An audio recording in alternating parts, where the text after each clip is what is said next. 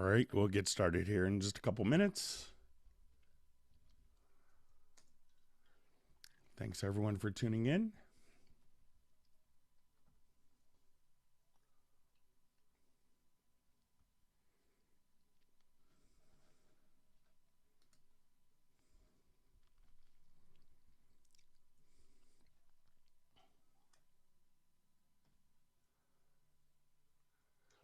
All right, so we'll get started here in just a couple minutes. For people that are watching live, if you want to go ahead and introduce yourself and tell us where you live, that's always great. Also, for someone that's watching live, we also generally have people that will do an index of topics, which is always helpful for people to watch afterwards if they want to go to a specific question. We're able to just kind of jump to specific topics. So if you want to introduce yourself, tell us where you're from. And also, if you have questions, you could enter them in a comments field. We had some people that sent some questions in advance, so we'll get through those as well. You can always send topics that you want covered in a Hangout by sending an email to clubcubase@steinberg.net. But we'll let people get logged in. And again, with any specific questions, please feel free to go ahead and ask and tell us where you're from, and we'll get started. If you're watching this offline, it may take 5 to 10 minutes to get the Hangout started by the time we collect all of the questions. So if you want to go ahead and skip ahead, if you're watching it offline, that would probably be helpful, save you some time. So we'll go ahead and get started.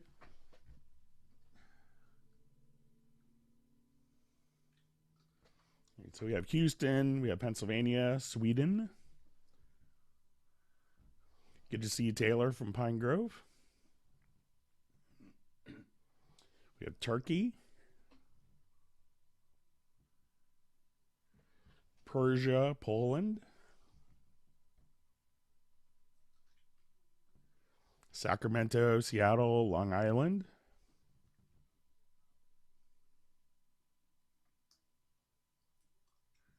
Italy, Germany. All right, we have Mike Trowbridge. Honored to have him on. St. Louis, we have the UK.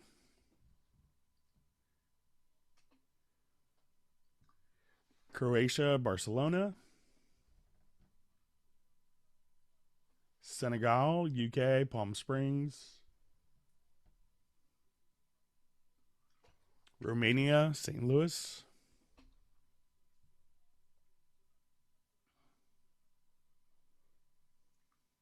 Montreal, Spain. Hungary.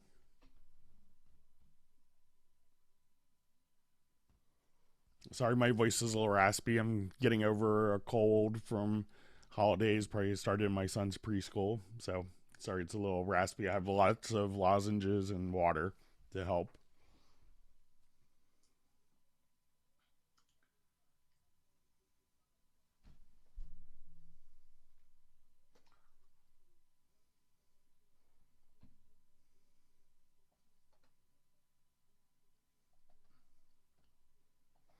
All right, you see India.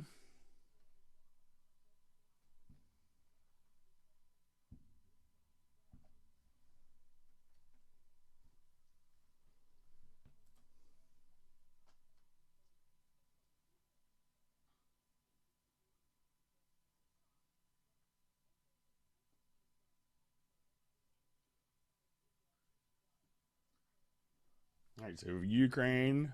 We have New Jersey, Hong Kong, UK,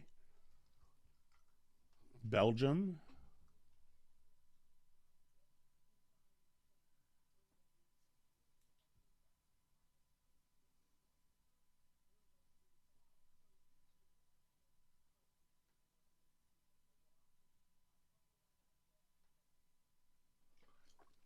Good to see Greg McCarty. From Portland, we have Michigan, Asheville.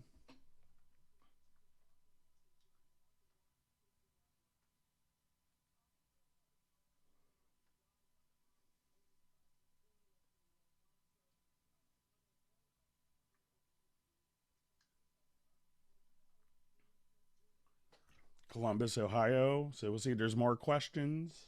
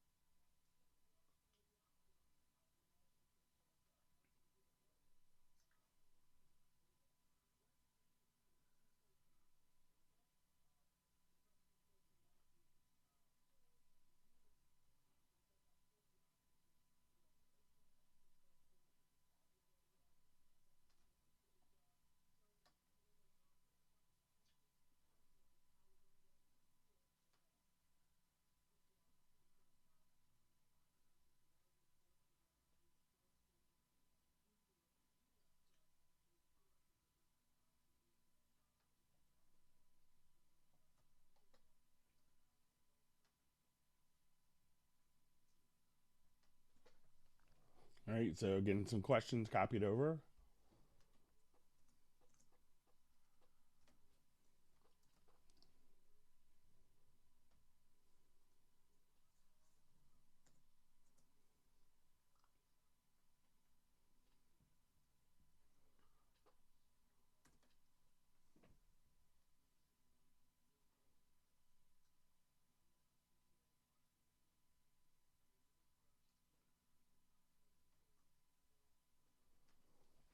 All right, just copying over questions.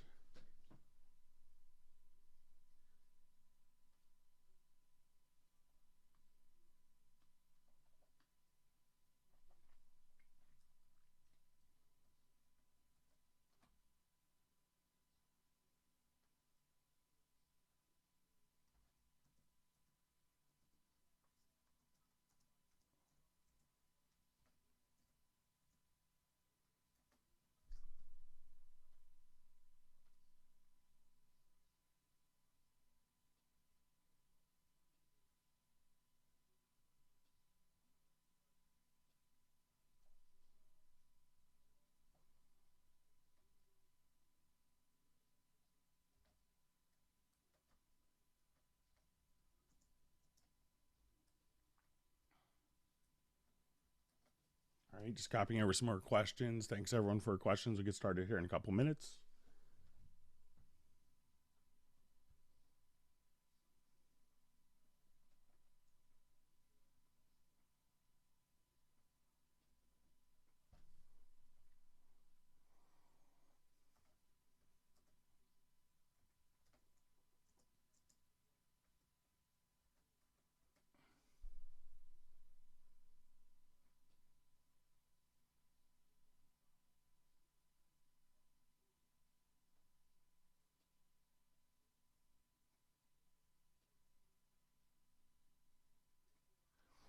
We had a question if there's a theme for tonight. It's pretty much usually the Hangouts or just any question you have, we could go through and answer. So, so any topics you want covered, just go ahead and ask, and we'll go through those as best we can.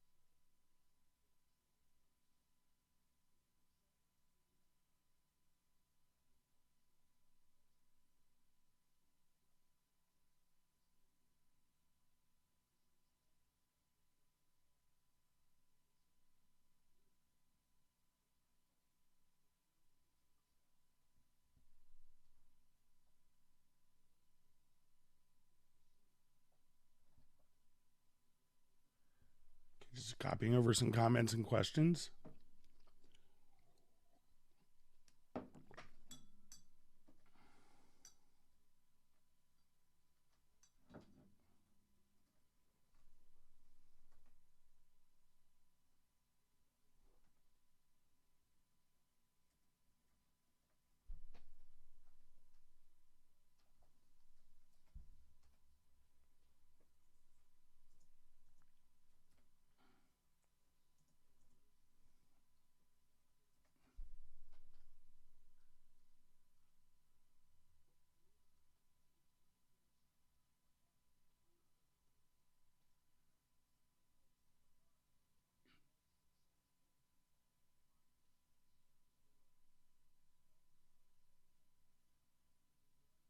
All right, so also people from Colombia.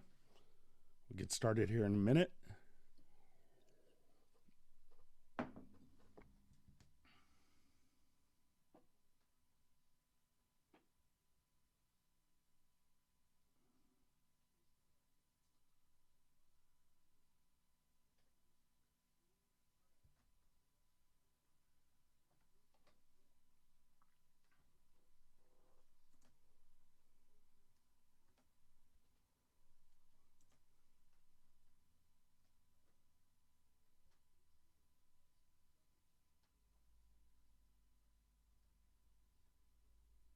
So we have the Magdalene Islands. Hope I pronounced that correctly. Just get started here in a minute.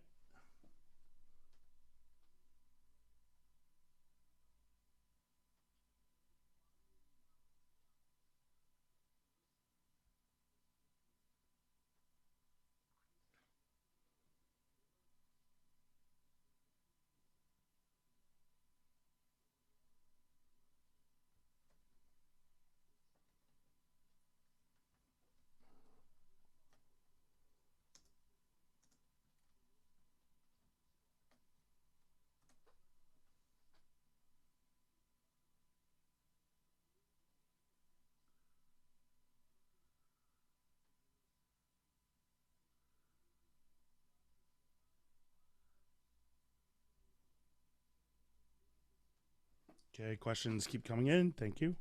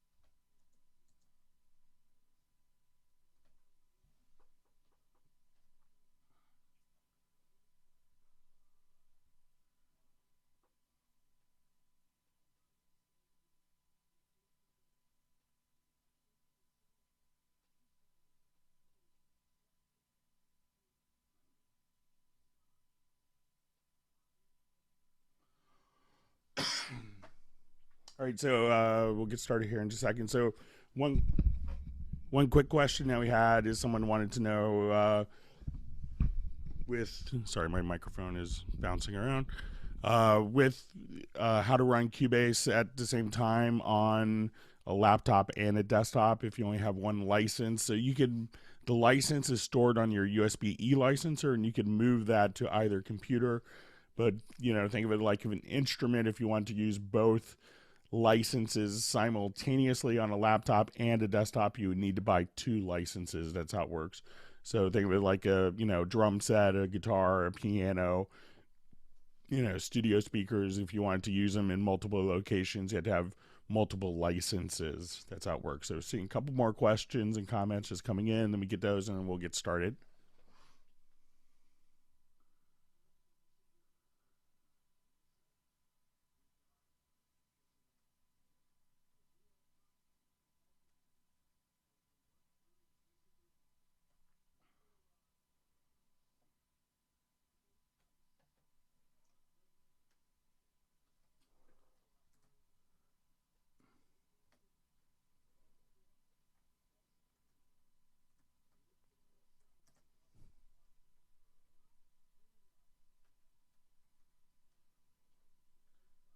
Okay, so we'll go ahead and get started. So we had some questions kind of sent in advance.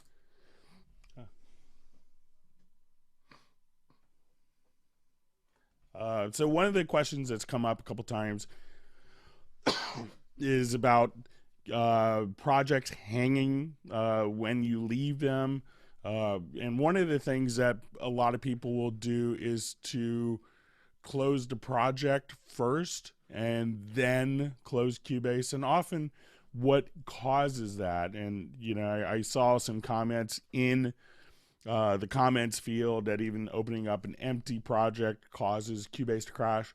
often what's happening is a plugin isn't releasing the memory.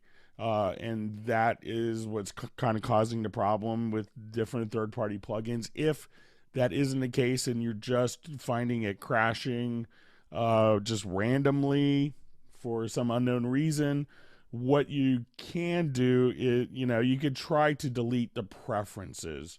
So if you start the program and hold down like Alt Control Shift or Command, I believe on the Mac it's Command Option Shift, that will allow you to kind of start Cubase with the preferences disabled or set to the factory settings. So you could try that and see if that will make a difference for how Cubase is behaving. It could be perhaps a preference that got corrupted along the way. So that's something to give a try. Okay, so we had a question mailed in about using the direct summing mode. So let's say if I had a drum loop, we'll do a new project here. And we'll just create empty. We'll just kind of start this off. And I just wanted to have something like a drum loop.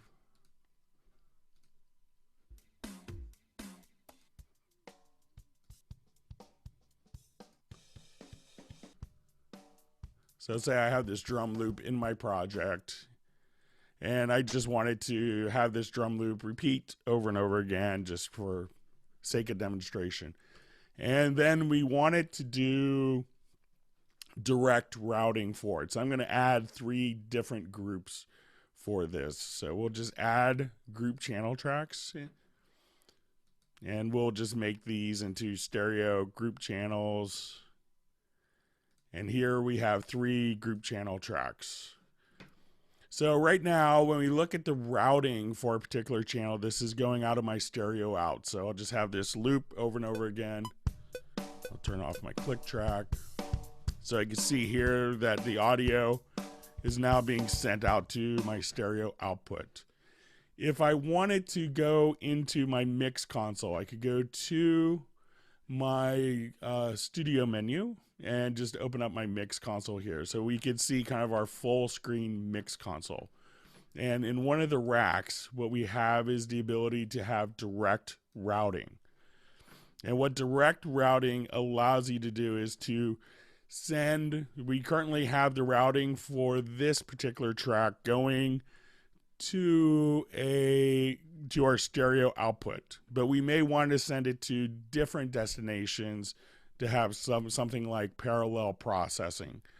So if I wanted to send this to my stereo out as well as send it to different groups, we could activate this in our direct routing. So I'm going to just say, let's send this to group 1 and to our stereo out. So as I play back the project, we can see that this is going to the stereo out in addition to our first group channel. Now there's a little hidden secret that probably should be enabled by default, and this would be called direct routing summing mode. So if you go to the upper right hand corner in the mixer, you could just open up your functions menu here and place a check mark. So I think this is disabled by default, but if you just simply enable that, what this would allow you to do is to send it to multiple destinations. So if I wanted to send it to my group, to let's say my stereo out, and let's say to group 1 and group 2. So at this point,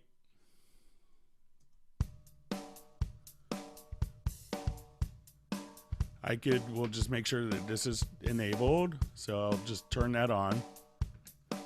So now I could turn on to route this to stereo, to group 1 and 2 if you wanted to. So at this point, we could just say that the direct routing summing mode is on. So now,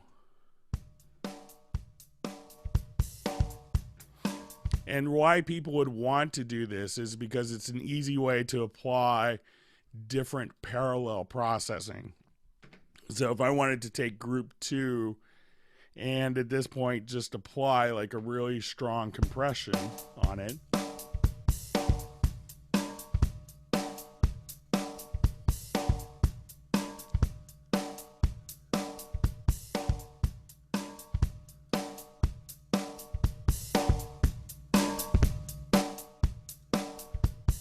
and let's say just apply some EQ. At this point, I could have one parallel processed signal path and be able to send it to multiple destinations at once.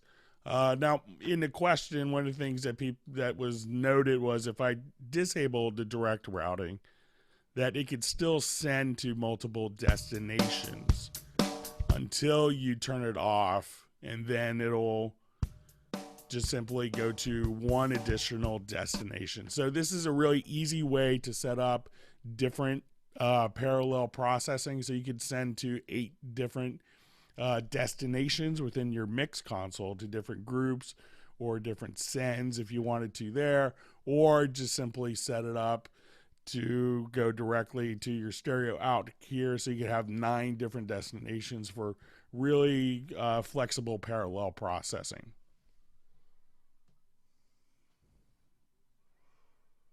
All right, so just check some comments. Give me a second.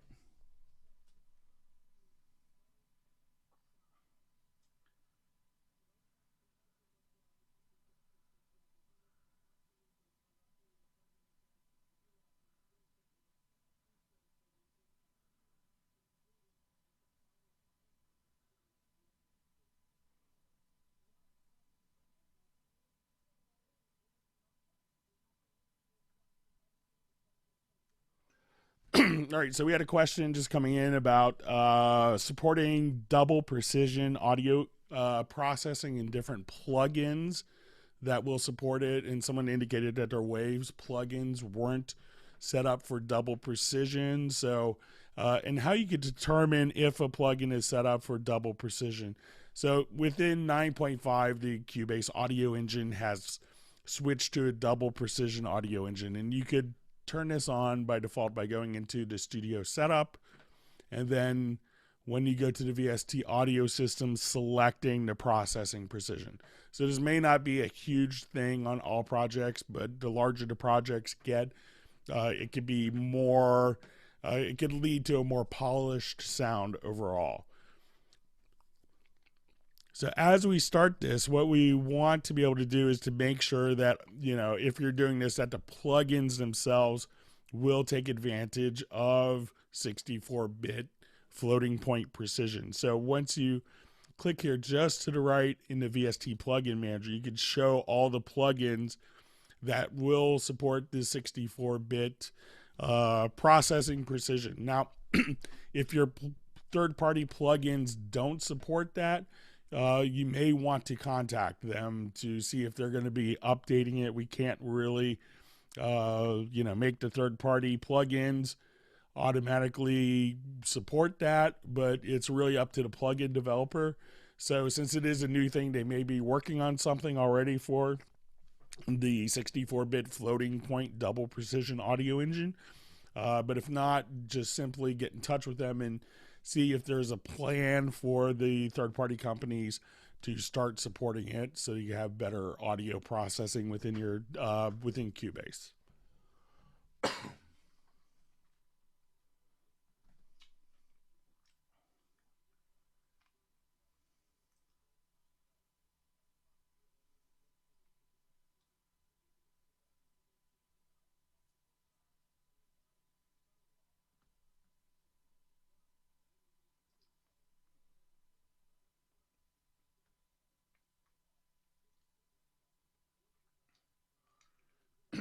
So a related question to that is, do you lose anything from plugins that are 32-bit floating point running in 64-bit double precision? They still run as 32-bit floating point precision. So you don't gain anything from those plugins, but it doesn't necessarily take the audio quality away of what you're used to. You just don't benefit from the 64-bit double precision engine.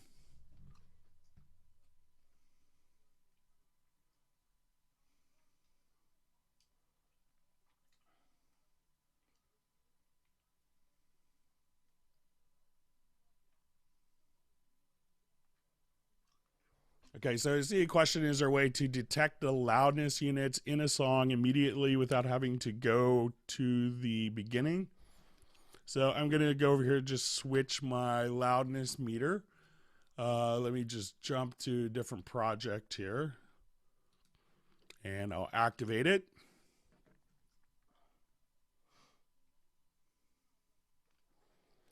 So as soon as I go to my metering options here, I'm going to switch to my loudness meter for this particular track. And then I'm going to start in the middle of the song.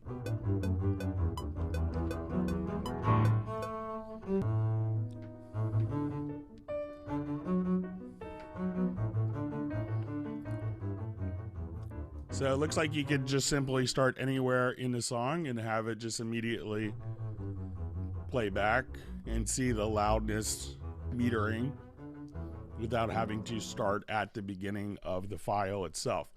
Now, something that people often ask as well, I think if we go to the audio menu, and if you choose statistics, you could actually select an audio file itself.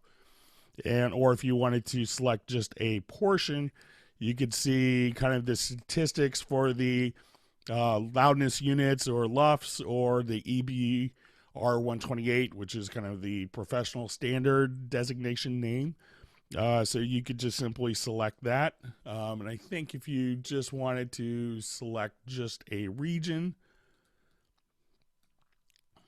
that it will also, so just go to your audio menu to statistics, that you can see what the loudness units are directly there as well as part of the statistics.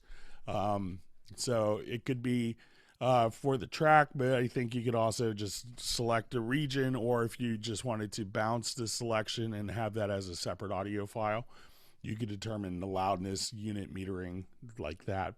But it doesn't appear that you need to start at the beginning of a song for that to carry over.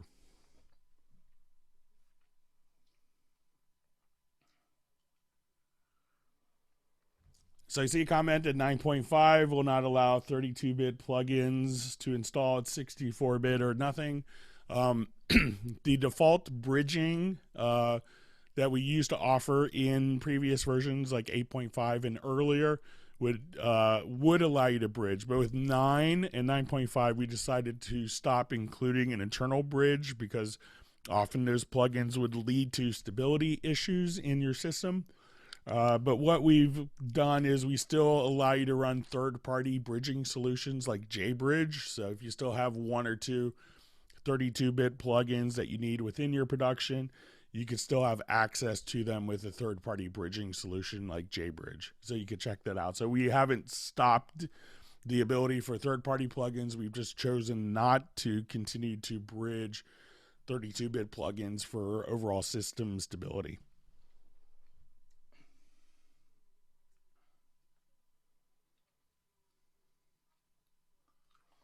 So we're seeing a couple questions on video and rendering to video.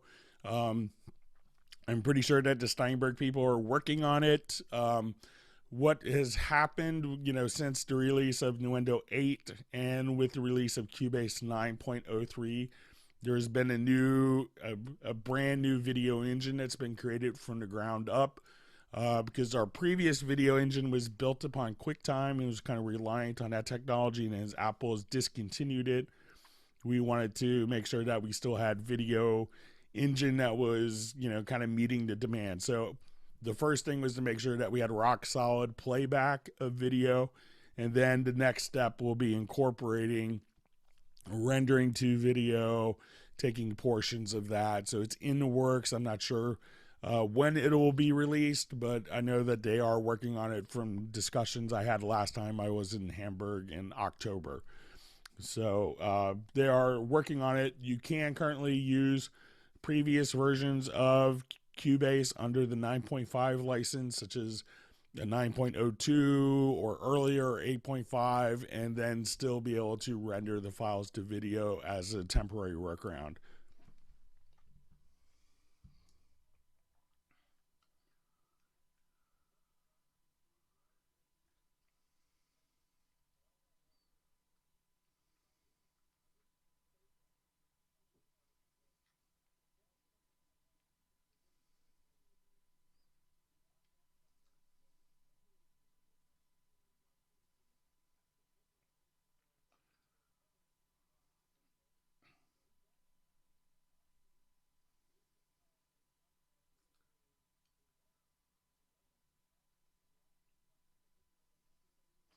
Okay, just reading through a couple comments. Thanks for your patience.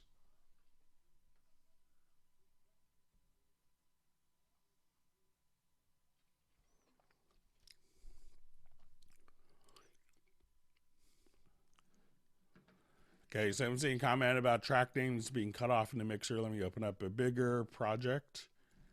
Here, we can take a quick look.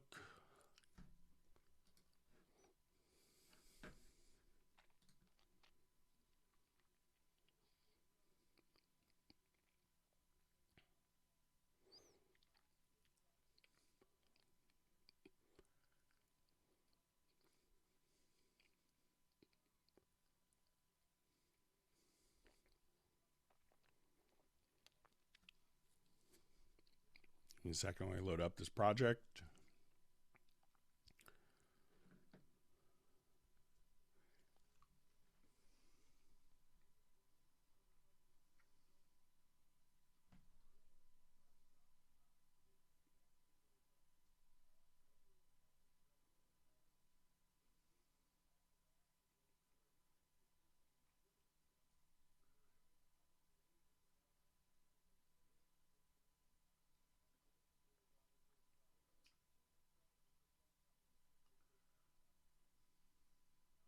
I'm just reading through a couple comments here. Give me a second.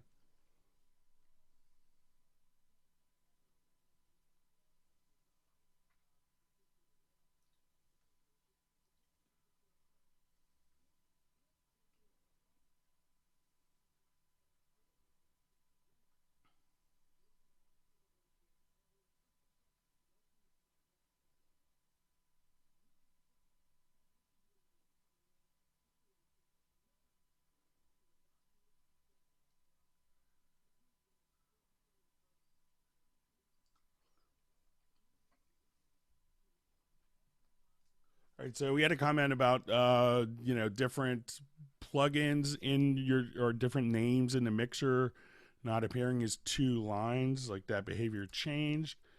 Just kind of opening up this project, we can see two lines kind of in the naming above.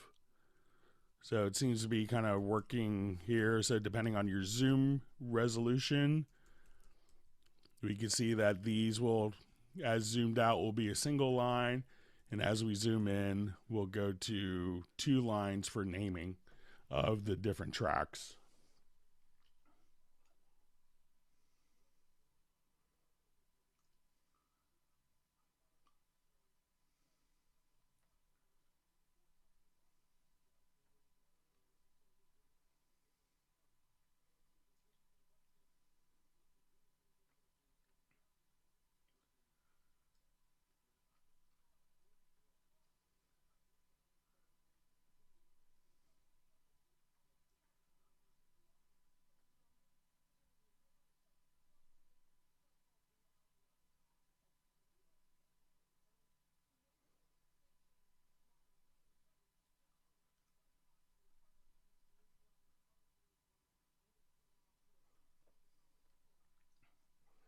So just seeing a comment back on the Waves 64-bit floating point precision that, you said someone mentioned it was a shame because they love the sound of the Waves plugins. The Waves plugins will still sound the same, but they could probably sound a little better if they were in 64-bit floating point. But again, you should contact them, see if they have any plans. And I'm seeing another comment that people had about the 64-bit floating point, that it sounded like it had a little more headroom in the mix.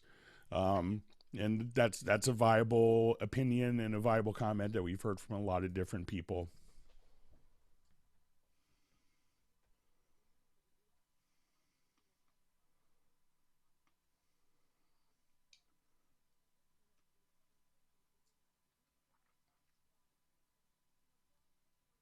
All right, so we had a question about the listen bus playing through different effects.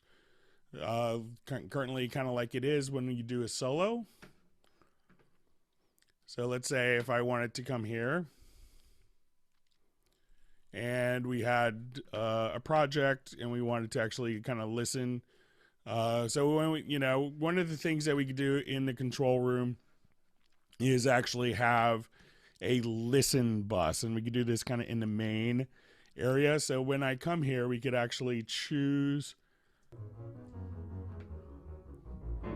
So say if I want to do like a piano recording here, and I have this set to like a reverb. Let me just do it in our project here. It'll make a little more sense.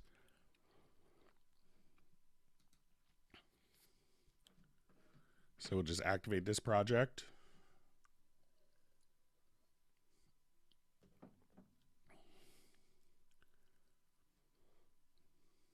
And this will have some reverb on the lead vocal, so we'll take a listen to it.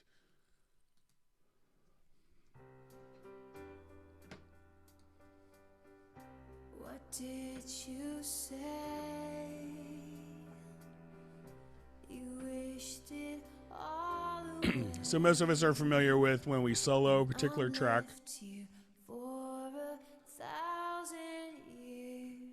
that we could solo the track and we hear any effects and EQs that are applied to the track.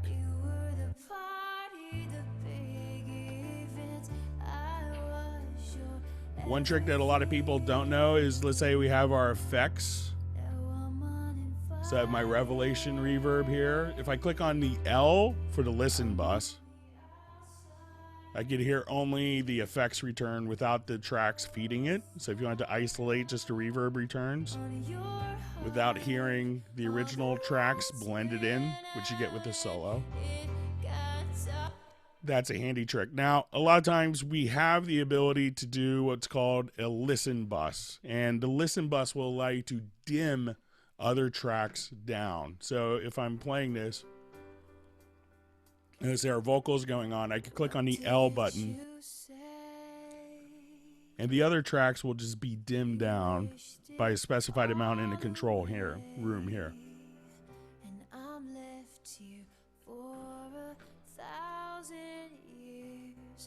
So if I solo a track, all the other tracks get muted, but if I go to the listen bus through the control room, the listen bus will just dim the other tracks. But there's also, you could have this after fader listen mode.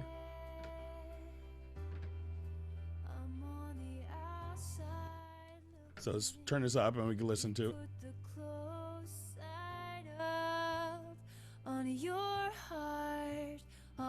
So you may want to just try to activate the active fader level directly here in the control room, and then you could toggle if it's going to be the control room is doing after fader or pre-fader at that point. So try playing around with that setting, and that should do the trick for you.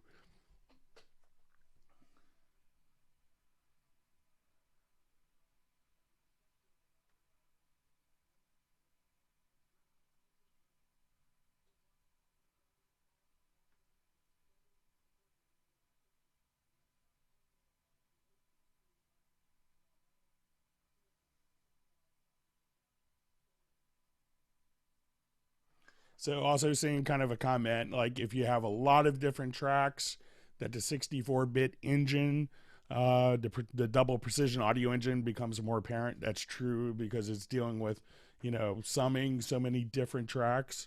When I first did a project just to see the difference between 32-bit floating point and 64-bit floating point, I have a friend named Greg Lukens, who has probably the most amazing ears I've ever heard. Or ever experienced of anyone in the industry, and I sent him a file that was mixed with 32-bit floating point turned on and 64-bit floating point turned on. And he's a blind mastering engineer. And to him, I was like, what's your impression of these two files? And he's like, this file sounds more polished. Excuse me. And the file that he said sounded more polished was the 64-bit floating point. All right, we'll just go through some more comments here. Thanks, everyone, for great questions.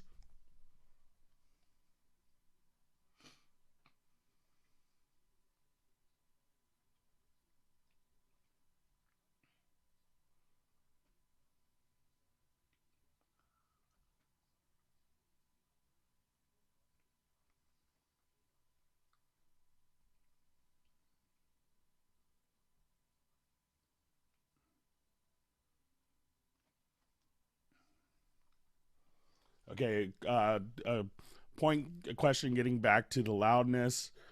It says, if I adjust the loudness when mastering, do I have to play the whole song to discover what the loudness is? Depending on your mastering program, Wavelab can automatically determine kind of what the loudness is based on a selection. But you could also just take your exported mix down file and just do the statistics to find out what the loudness is.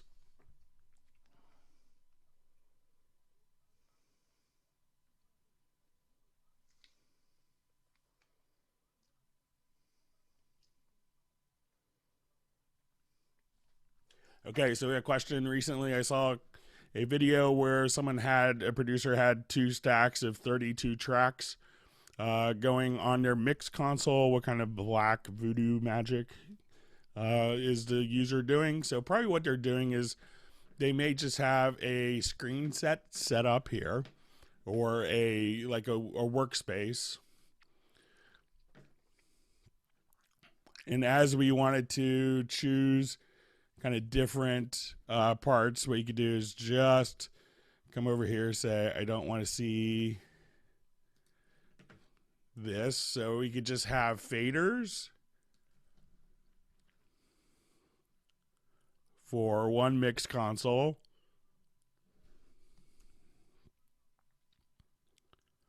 And have this as a floating window directly over the built-in mix console. Or, Cubase, you could have 3 different mix consoles available. So we could go to mix console 2 and just choose your mix console set up like this. So we could resize it. So if you want to see mix console, 1 through 8 there or whatever, so you have like 1 through 32 and 32 through 64, and just kind of have them directly over top. So if you wanted to see more channels, more faders on your mixing screen, that's an easy way to do it. So no real magic, but you have multiple kind of Cubase screens available. And then if you wanted to, you could just pick and choose functions that you do want to see available in your Cubase setup. So, and again, you could just have this over top of another mix console, and you could store that as a workspace. So you could have that globally saved. So when we go to add a workspace, you could save that for the project, where each project could have that, or you could save it as a global workspace. So every time you open up any project, that you could have your mixers set up just that way. So, and again, if you just kind of click to the little icon just to the right here, you can pick and choose exactly what components you want to see active within that particular mix console, and you could stack them however you see fit within your Cubase setup. So I don't think it's probably what it looked like. If it looked different on the video you saw, just let me know.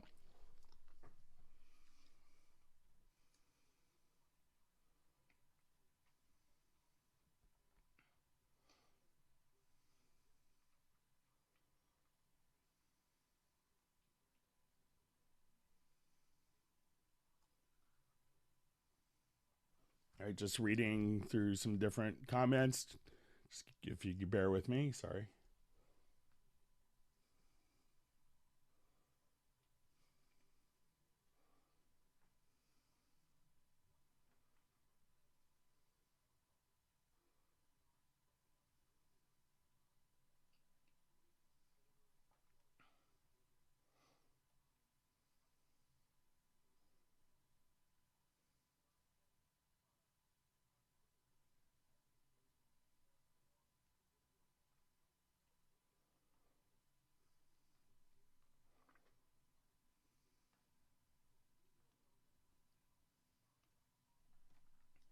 All right, so we got a comment about Virgin Territory automation in 9.5. So let's take a quick look at it. So if you're not familiar with like Virgin Territory, I haven't heard of this or experienced it. So I'm just going to go to my automation panel and enable Virgin Territory by going to the settings here.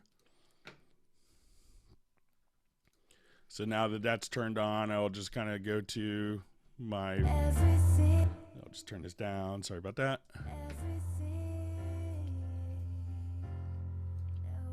And let me just write some automation.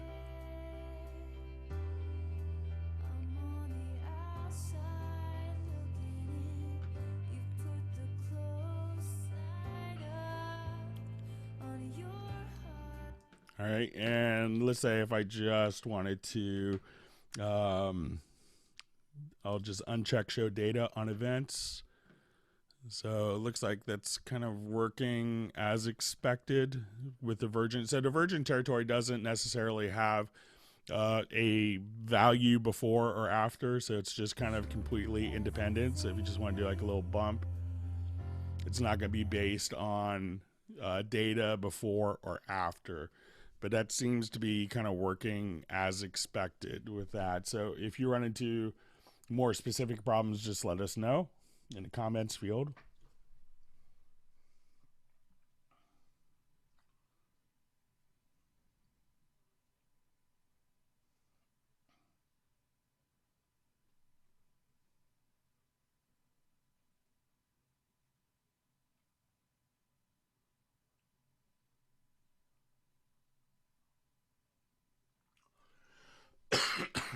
So I'm seeing a comment about a Cubase 8 project inverting all the sends in 9.5, and then directly below there's a comment saying that it could be just the colors have changed, but the functionality is the same. I think that is what happened. So I know that Steinberg is aware of that issue. So.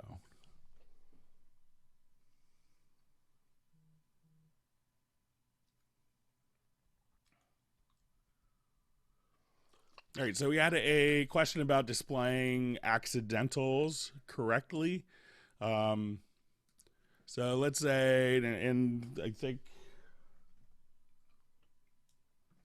and the question was if they were in the key of C minor. So I'll just do a new project. That often what you see is the A sharps or B flats will be represented as A sharps and E flats represented as D sharps. So let's take a look. I think there's a preference that could fix that.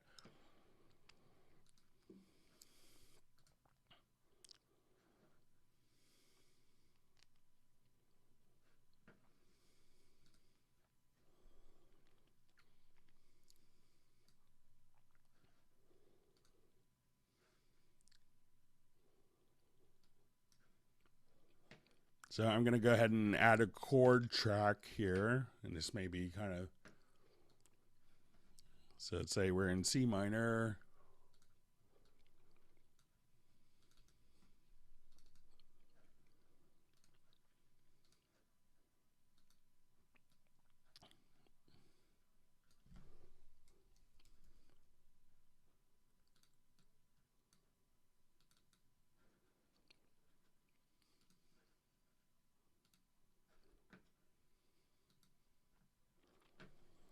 Okay, so now if I have a MIDI track,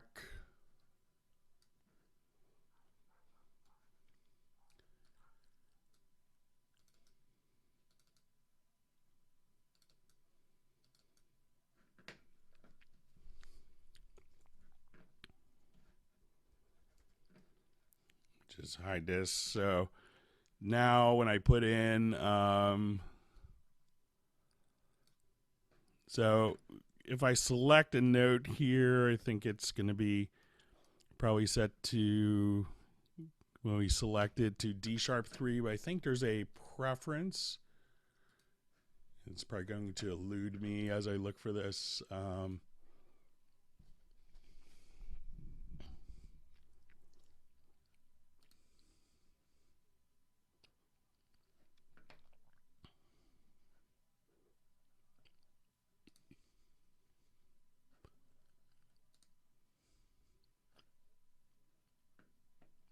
So I think if you just choose enharmonics from Chord Track, that now that selected note will turn to E flat, and previously what was set as an A sharp when we entered this note in is now entered as B flat.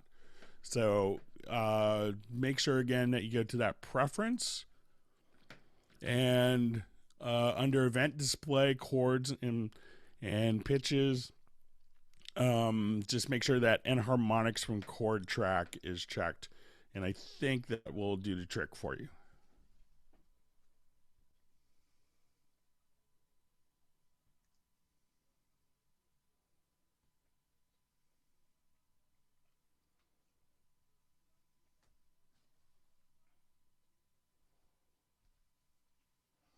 So we have a question: is there a way to create a feedback loop where an effect send is feeding itself? We work really hard not to allow feedback loops to be created, so I don't know of a way to do that. And I think it's kind of intentionally designed to not have feedback loops within your audio signal be set up to be able to be created. But you may be able to send an effect to a group, and then the output of that group to an input of a channel that's feeding that. But I'm not sure.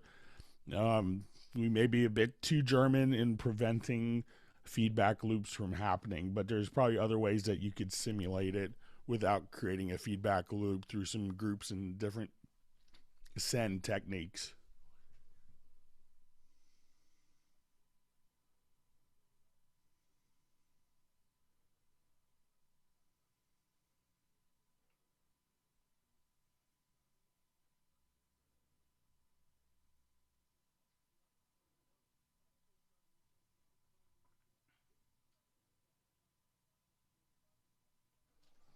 So we're seeing a comment just on the mixer window, being able to zoom in and out. So yeah, if you have large projects, if it's the kind of active part, what you could actually do is just simply kind of come here, and you could zoom independently depending on what the active window is.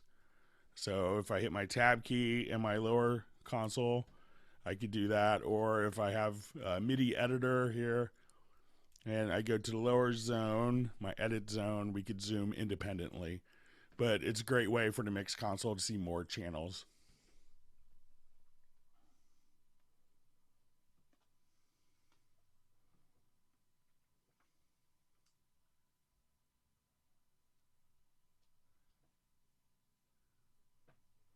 All right, so we had someone check again from Scotland who just switched from Sonar. So we're happy to provide you ways to continue making music. So thanks for letting us know.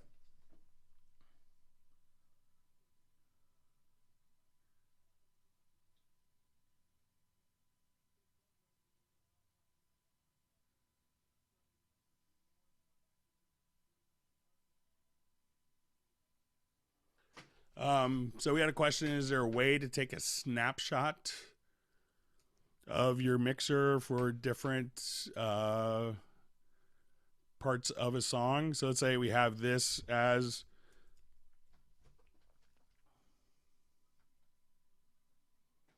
so let's say if I wanted my fader levels, sorry about that.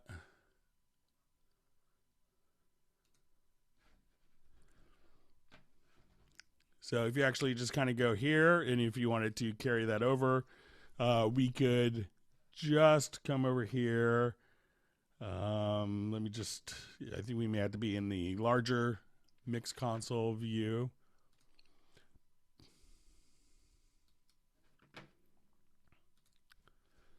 But if I have channels selected here, let me just enable a couple of other things in our mix view here so it looks a little prettier. So if you have channels selected, here you could save selected channels and load selected channels. Let me see if you can do that from once the channels are selected here from the mix console. So you could save and load the selected channels from there and recall it to other songs very easily.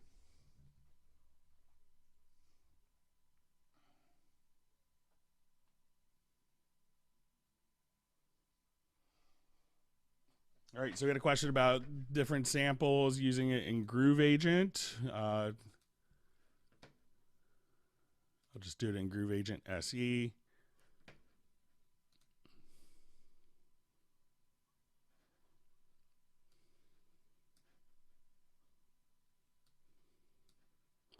So I'm just going to drag audio files directly to my project window or onto Groove Agent SE.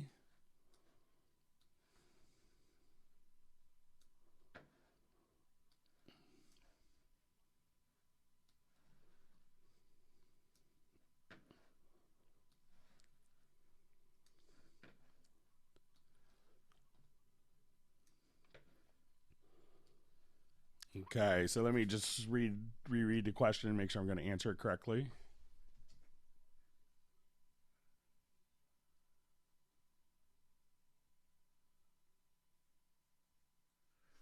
Okay, so now that I've created like my different sound effects here,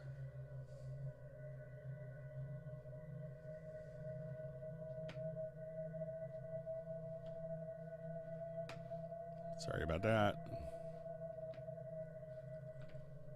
I think it's this one that was active.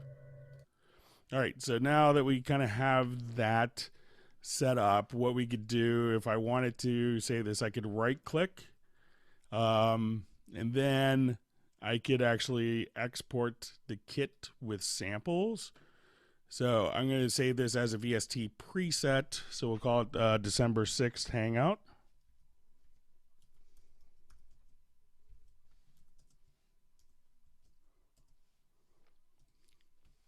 So we'll call it December 6th GA VST preset.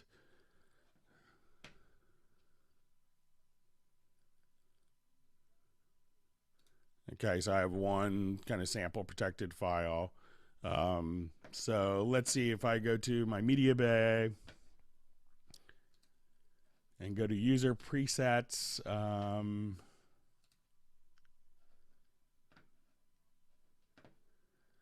So I may just have to go to my media bay and refresh.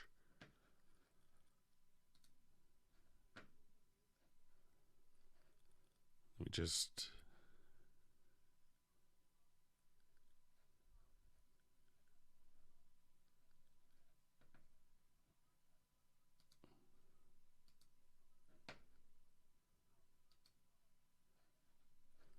just try without that particular sample in to my Groove Agent.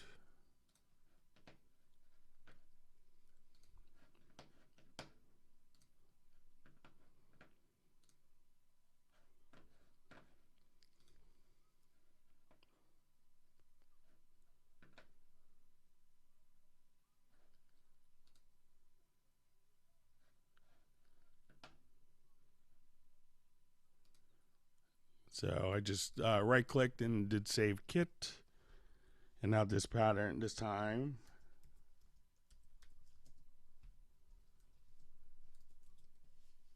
we'll call it December 6th GA. Okay. And now when I go to my media, you see my December 6th GA VST preset just show up directly there.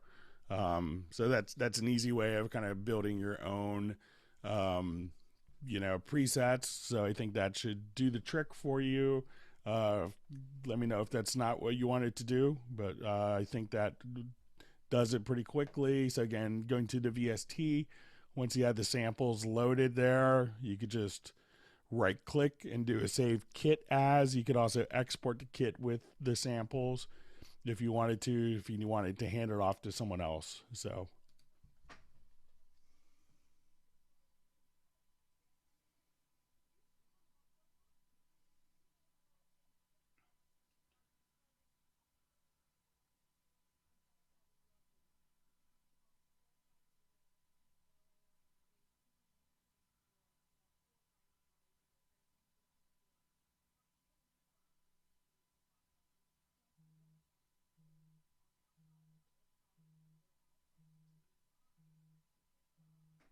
so I see a question: will Cubase be updating Beat Designer? Um, I I will pass it on as a suggestion. I haven't heard of any specific plans, but sometimes and often I don't hear about plans until they're done. But I will pass that on. If you could comment what features you'd like to see in Beat Designer, that would be helpful as well.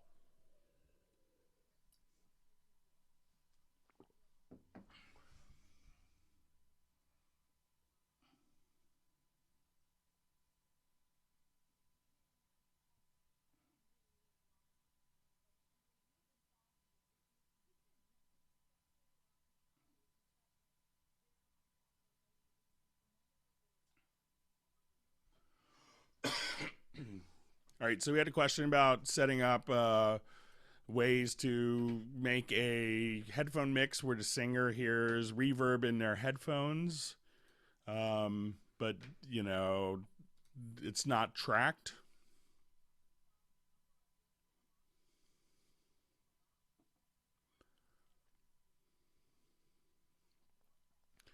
So if we wanted to set that up, one is, and this could be contingent upon the studio setup and direct monitoring.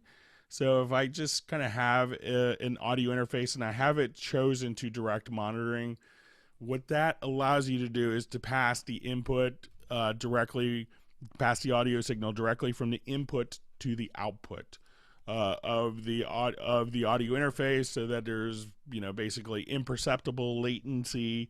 But the problem, or what to be aware of, is that we can actually you're not going to hear any effects that you have in your channel strip. So if someone wants to monitor with reverb, at that point, if you have direct monitoring turned off in the vast majority of audio interfaces, what we're going to have is a completely dry signal.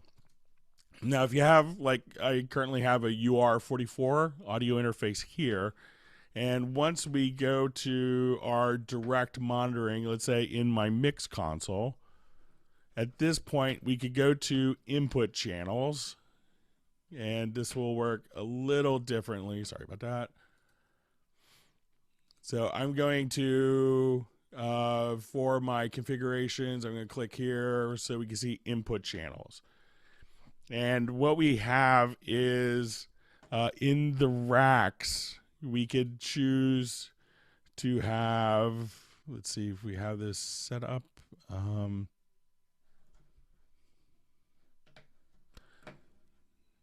let me just activate in my audio connections to make sure we have an input turned on and routed. So let's say I have a mono input here going from, or stereo input going from my Groove Agent. So as soon as we do that, one of the cool things that you could do in the audio interface here with the UR like 242 and higher is we could have a hardware component.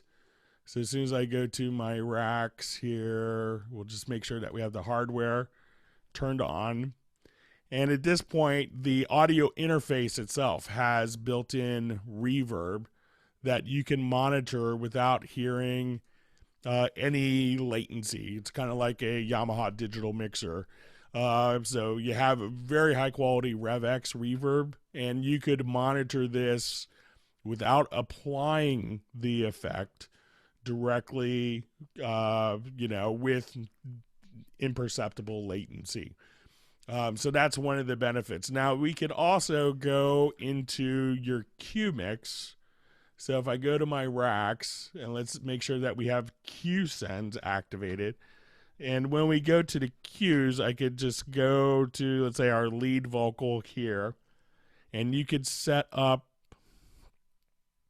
all sorts of different Q mix options. So I go to my cues, I can now say, I want to go to my vocal Q mix, and let's set the level for that Q mix here. And then if I have the control room activated,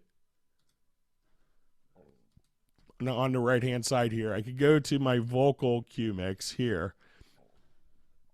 And then you could have inserts per Q mix if you wanted to. So if you wanted to have reverb here, you could do that. Now the problem is that if you're doing reverb like this, it could add latency, which could throw off the musical performances.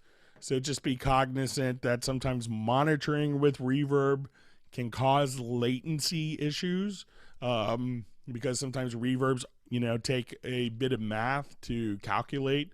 But if you have something like the UR44 interface, being able to go to the hardware setup for a particular channel, you could not only have the reverb monitored in real time, but you have the choice also to have different insert effects. So if you wanted to set up like a channel strip, you could have compression and EQ that can be applied, and you could apply this to the input signal path. Or you could just choose to monitor with the input signal path, just depending on the signal flow order here. So I could turn that on. I could monitor with the signal path, but not embed the channel strip. And we also have the channel strip. You could have different guitar amps. But you could also, now if you wanted to apply the channel strip to the recorded signal, so if you want to have compression on input, we could do that with the UR44. So the UR44 has built-in DSP, and this also happens in the UR242, the UR28M, the UR44, the UR824, the MR816 interfaces, kind of the previous generation Firewire. And then at that point, you have the built-in DSP without any additional monitoring with effects that can cause additional latency. So that's an easy way of being able to control your different functionality for monitoring with headphones. You can do it in software. Some plugins will have lower latency than others for reverb, but you could do it both ways. But the most flexible way is to use an interface that has the built-in DSP, such as the UR series from Steinberg.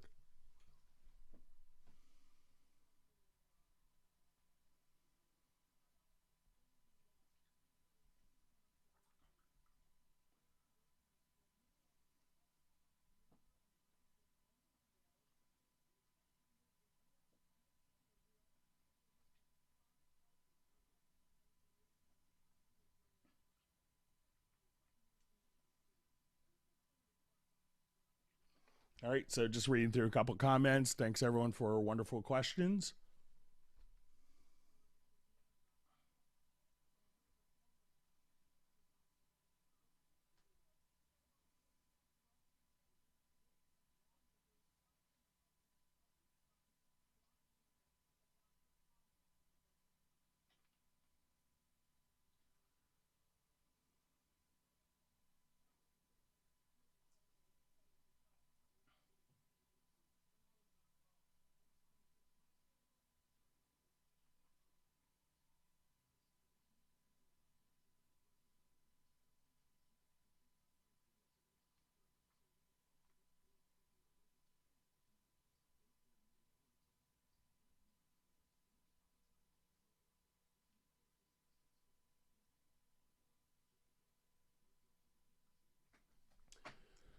All right, so we had a question.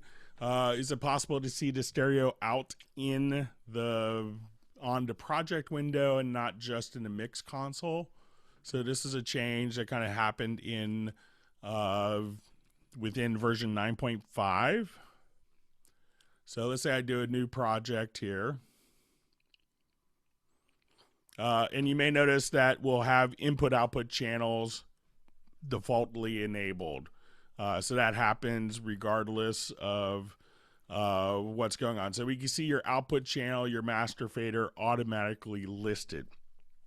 And in previous versions, such as 9 and earlier, what you would have to do to get the input-output to show up on the on the project window, the trick was you would have to automate just a little bit of the parameter while it's playing, and then the master fader would automatically show up directly. So as soon as automation was enabled, sorry about that, it's annoying.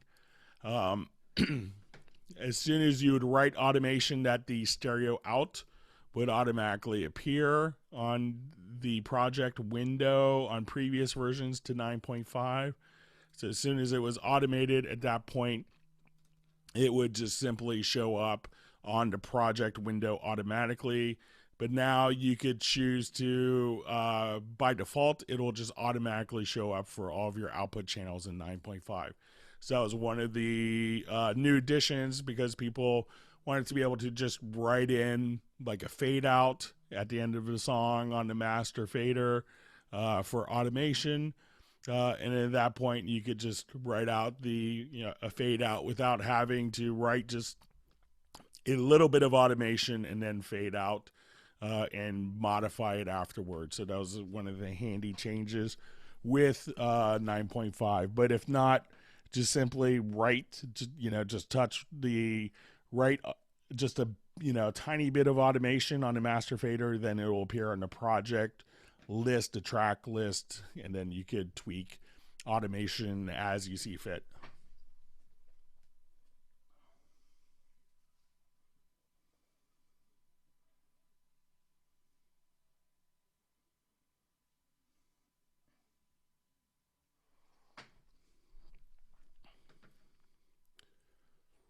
All right, just reading through a couple comments.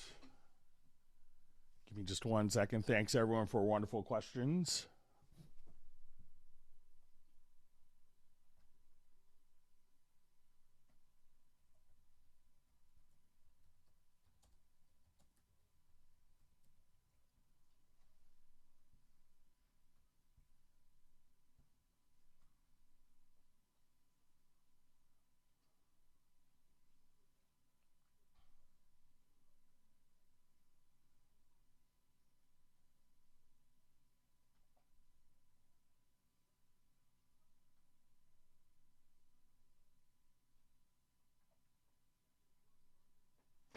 All right, so I had a comment just about copying insert effects from one channel to another. So I think there's a sneaky keyboard modifier that allows you to do this. I probably won't be able to find, but let's see if we can figure it out. So we're going to have our inserts here.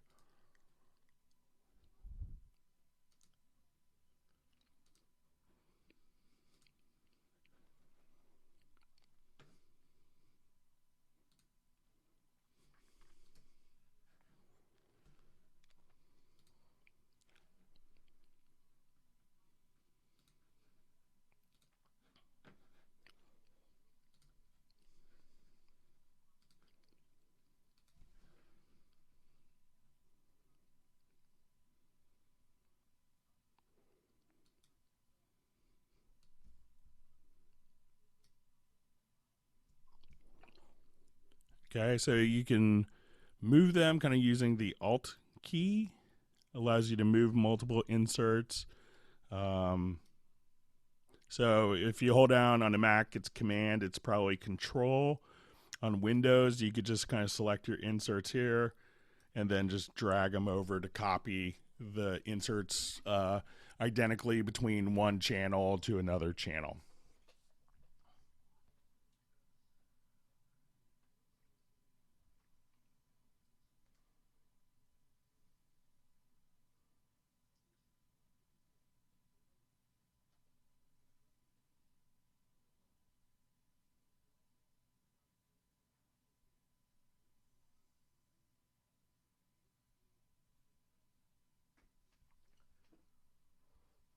I see a question: when using different audio interfaces in different studios, is it possible to have Cubase automatically remap outputs directly from one audio interface to another interface, kind of like Windows does with display monitors?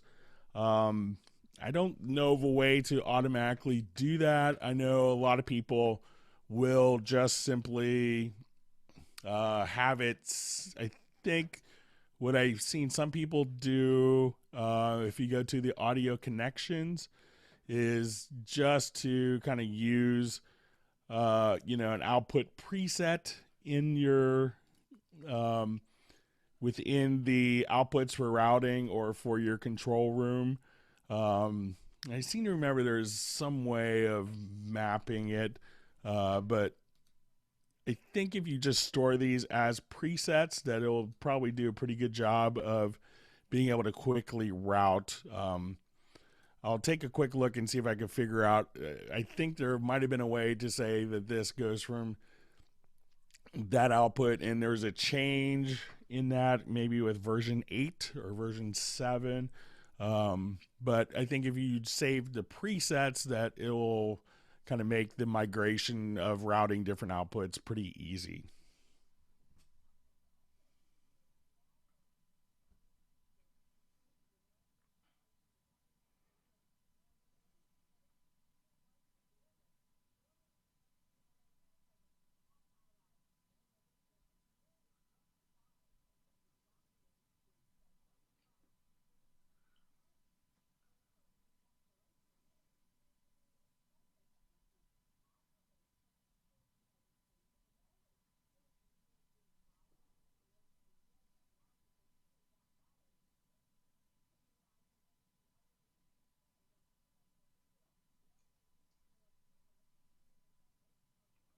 All right, just reading through comments. Thanks for all the great questions again.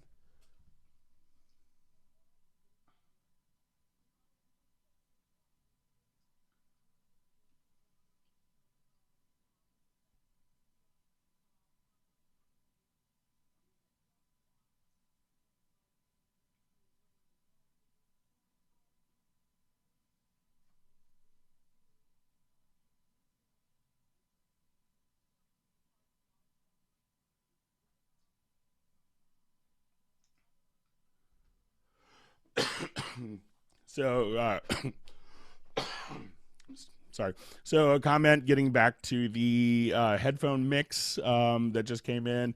Someone says, I just want to use the software to do that. You could definitely use that using the control room for the software, but just be cognizant that that may impose some additional latency. So, depending on the plugin, so you may have to run your buffers really low to kind of offset the latency, but you could definitely do it in software.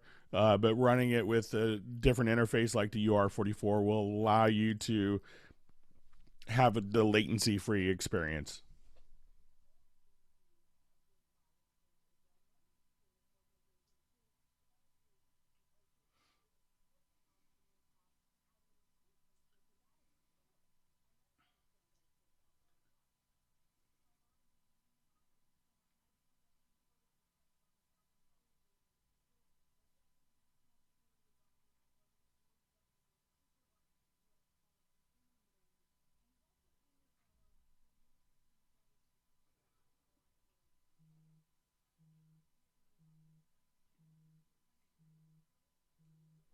Okay, just going through some comments here. Just bear with me a second.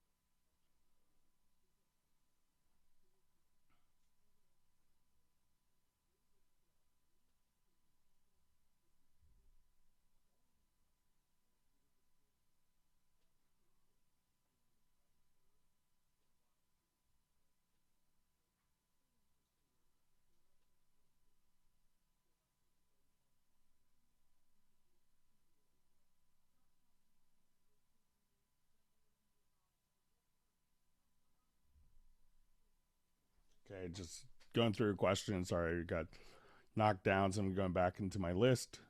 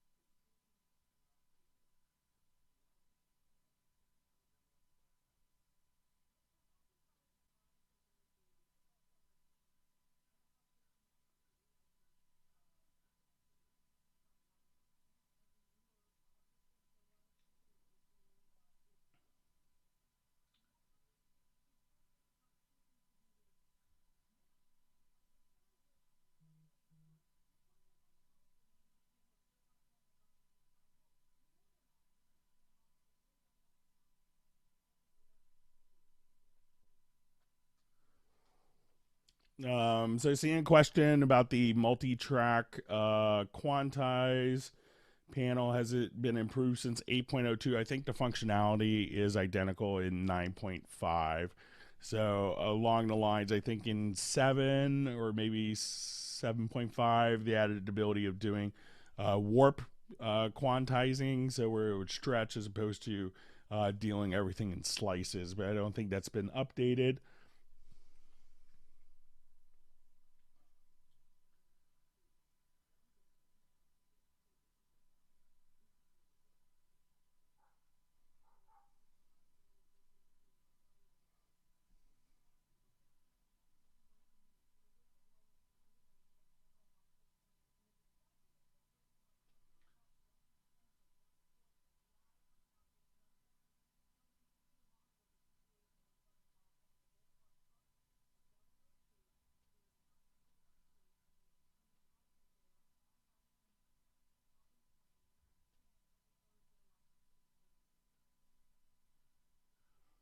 Okay, so I see a question about the drum editor. So let me just read through it.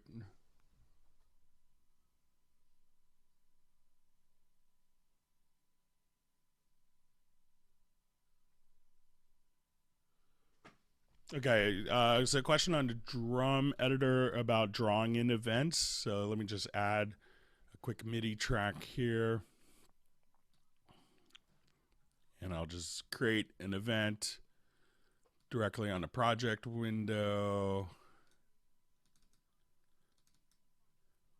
Now that we double click here and we go into our drum editor, I'll just make this a little larger. Okay, so the question was, in dealing with drawing in events,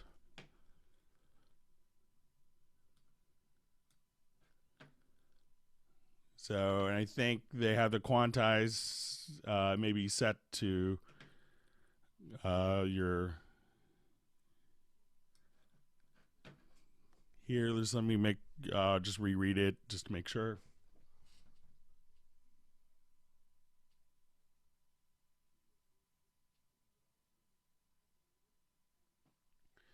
Okay, so I think so the question was, sorry about that.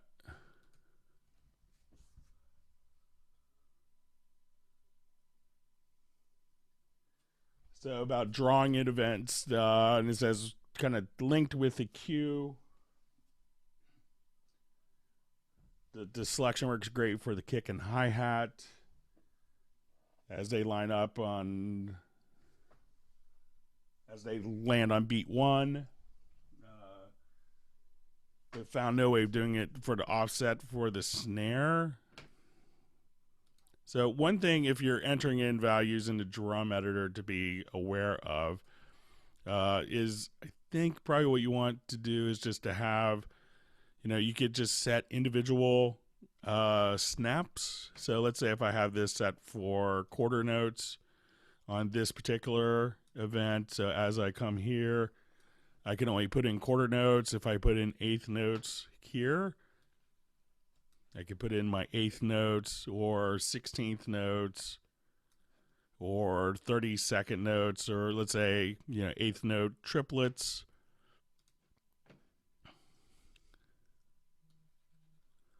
So I think what you may want to try is just to make sure within the drum editor that you have the snaps. And if you're not doing entering in stuff in the drum editor, this will make a lot more sense because each a lot of people try to do their drum parts in the key editor, which is fine, but there's a lot of advantages to the drum editor. But here you could have independent snap values for each lane. So if you want to put in just a 16th note hi-hat,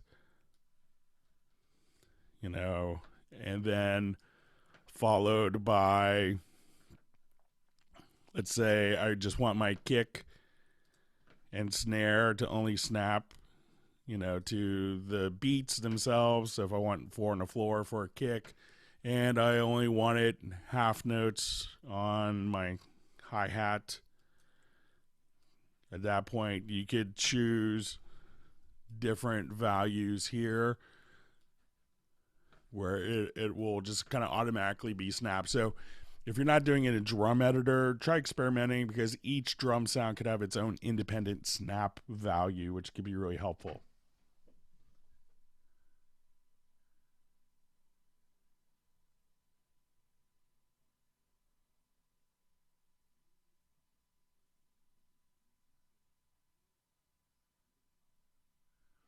Okay, so just a quick comment back on the Virgin territory. So let's say if I have my stereo out here, and let's open up my Virgin territory. And I'll just add a couple audio tracks here.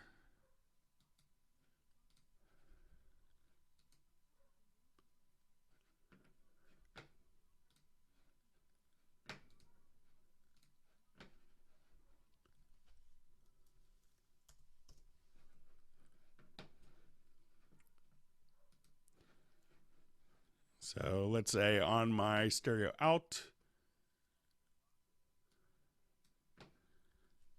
we'll open up our automation panel. And we'll just set that to Virgin territory.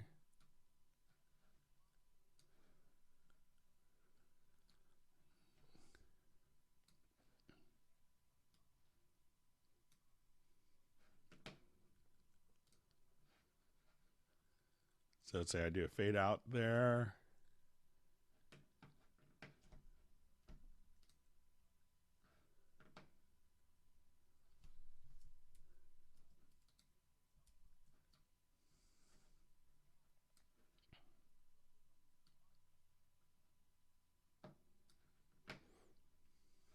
Okay, and let's say, so we watch my master fader fade out here.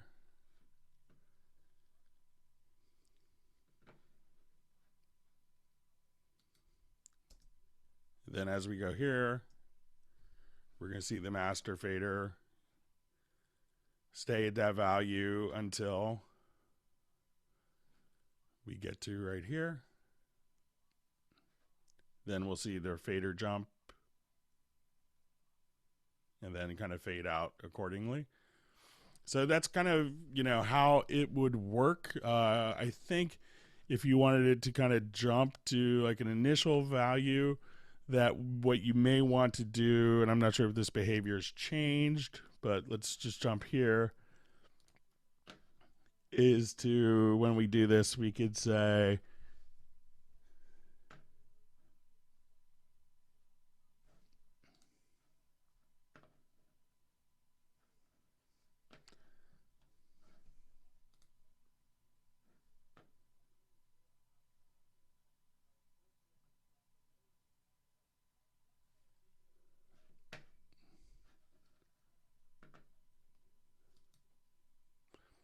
you could go to the functions menu and choose fill gaps. So I'm not sure if that behavior's changed, but it seemed to kind of behave the way I would expect it to.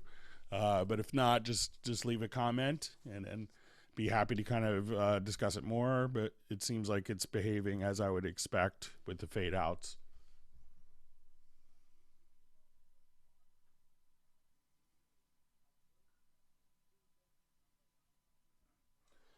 So we have a question. Is it possible to create kind of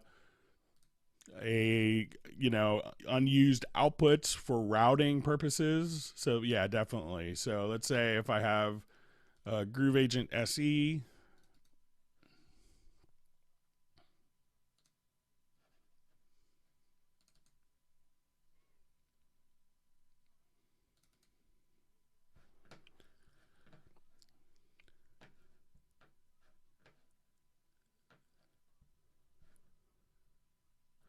Okay, so now let's say I'll just jump here to my instruments, to my VSTI.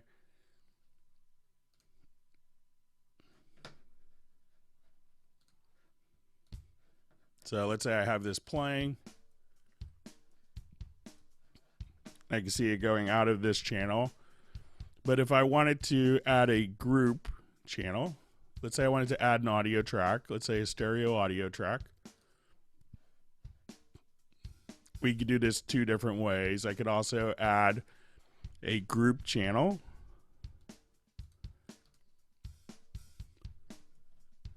So as we go to our group channel here,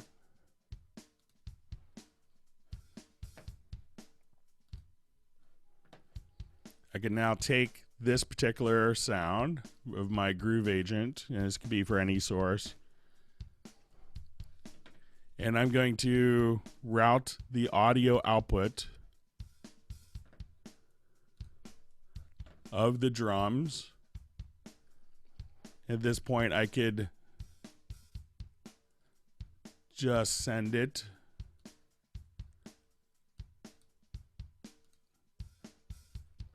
so as soon as I come here, I could now send it to my group. And then on this audio track, I could set its input from group 1.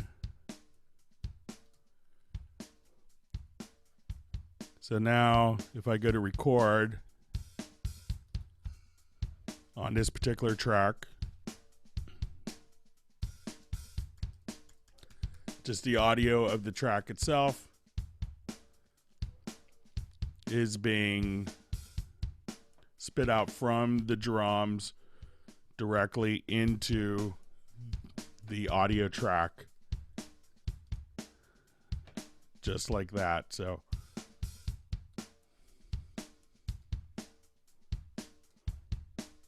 and this is a good trick that a lot of people don't know is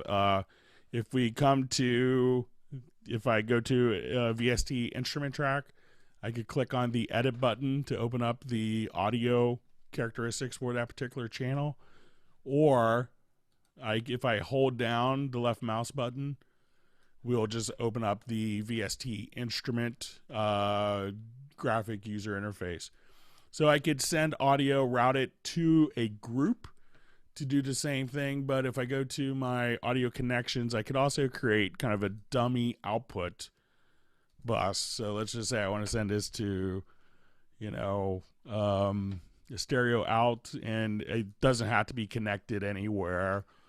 And then if I wanted to send the output to that particular instrument to the output for my audio input, I could use a group or an unused output as well. So if I wanted to route that to stereo out 2, I could kind of do internal routing of the audio signal that way to record like audio and Midi simultaneously, or be able to have all sorts of different flexible routing options as well.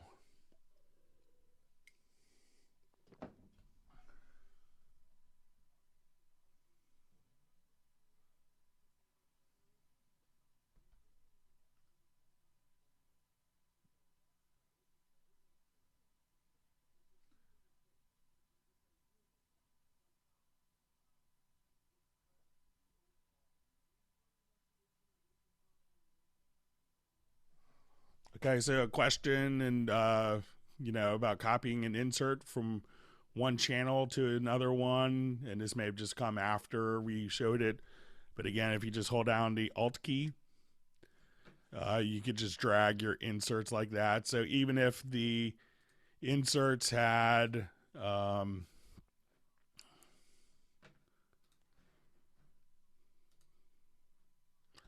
let's say if I just changed it to like an EQ. So if I come here, let's say I opened up the frequency EQ, and I had this all set up exactly how I wanted for horrible sounding EQ. I could then copy that plugin and just holding on the Alt or Option key to another track, open it up,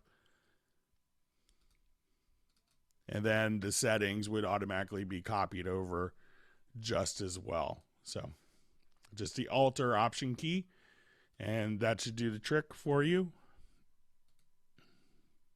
to copy an effect. And if you want to do multiple, just kind of grab it from the inserts and you can copy multiple different inserts as well.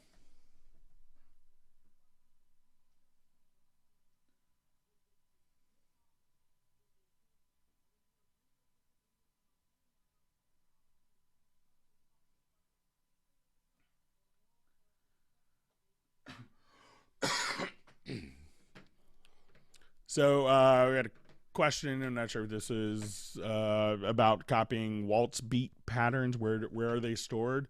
So generally what you could do is just kind of come in here, and if you go into Media Bay, you could actually, if you wanted to show all items, and then you could say you wanted to do different MIDI loops or MIDI files, and at this point, search for waltz. I'm not sure how many waltz beats there are. But here's a number of different waltz beats so that you can have set up and just drag and drop. So, but usually, waltz is pretty easy to program for 3-4 time, so it's not too hard to do.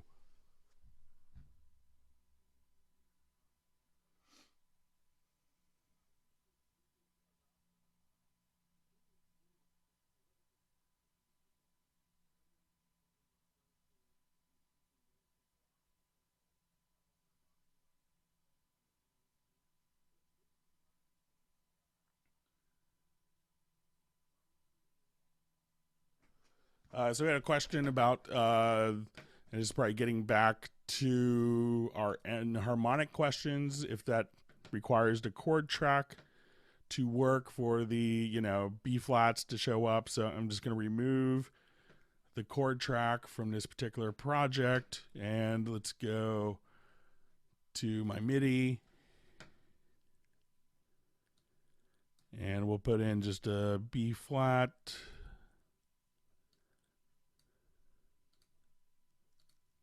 So I think the chord track may have to be activated.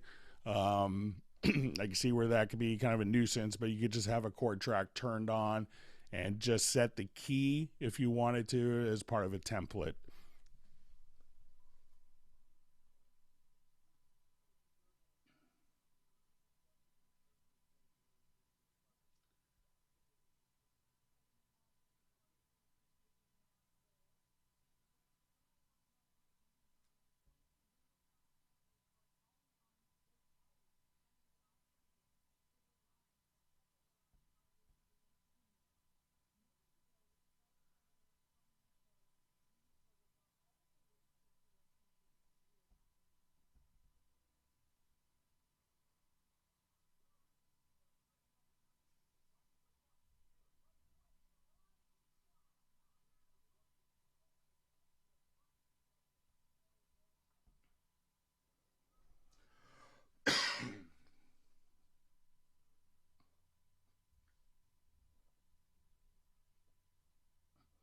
All right, so we had a question on auto quantizing for drum recording.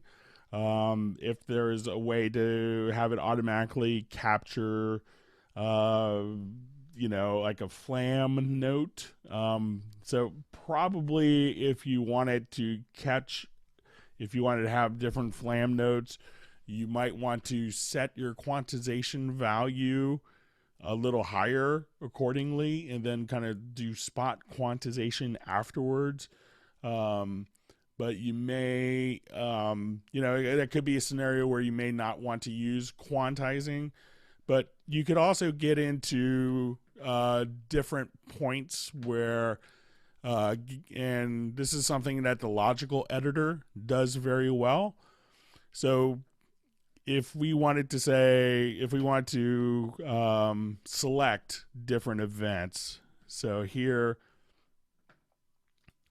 I could choose to select type events where the note is equal, and this is a conditional editor. So what you could do is if we choose position here, and then we could say inside bar range.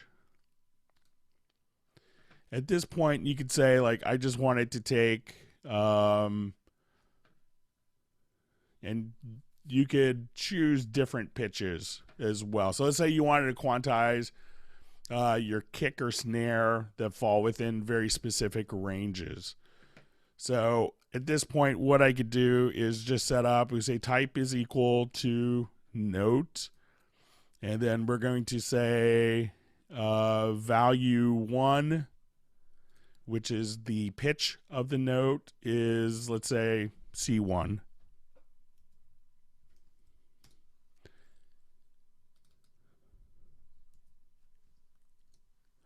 And let's say another pitch is equal to, let's say, D1. So let's say this is our kick and snare.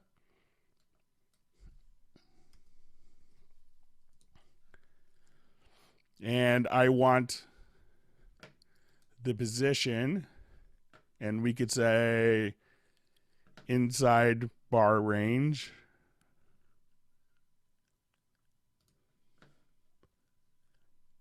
And then here you could just say, like, okay, I want it to be just that.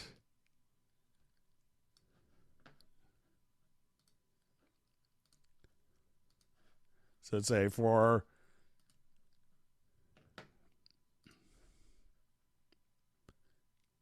and you could just save this as a preset once you have it. So basically you could just kind of set this up for notes that fall around beat 1, beat 2, beat 4. So I'm just going to choose position and then position, and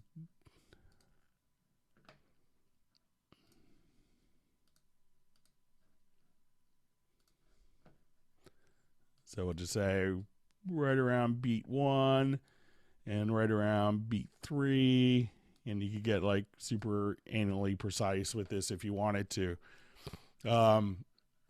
And then what you could do is just simply select the notes that are C1, D1 that fall just right around beats 1, 2, 3, 4. And at that point, you could just choose to quantize those without affecting, so select those notes and then quantize only those notes. And you could also set up a condition where the velocity is less than 100. So if it's like a little ghost note, you could set a velocity threshold and say only notes above velocity of 100 that fall on pitches C1, D1 that are right around beats 1, 2, 3, 4. Select those and quantize those events. And you could just simply save that as a preset that you could call up at any time and just simply quantize and set your own. If you're doing this a lot, you can set your own keyboard shortcut for the logical editor preset. So that's one way of doing it. So you give that a shot.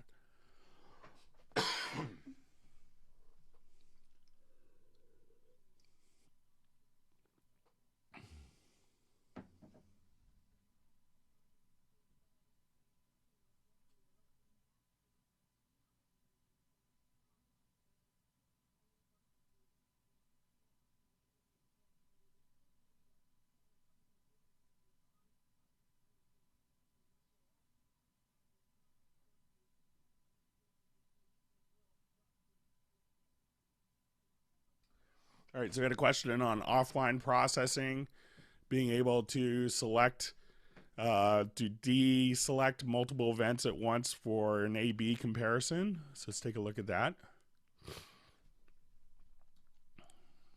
So let's take a quick look at some of the offline processing.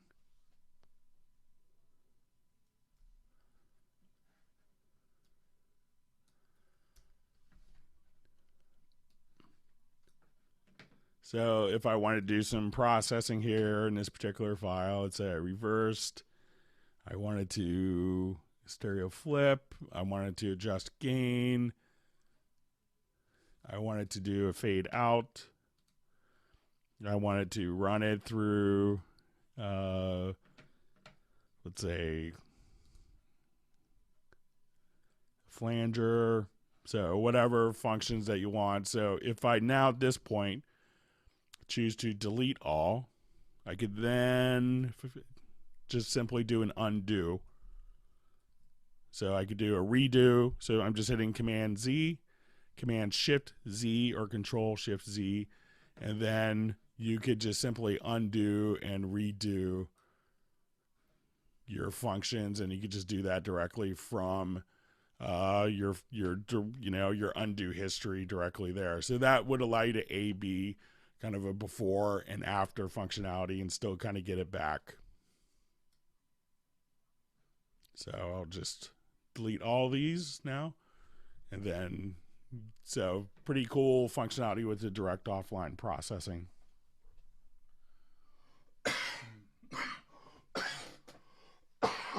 Excuse me, just have kind of a bad cold. Getting over it. Thanks for your patience and putting up with it.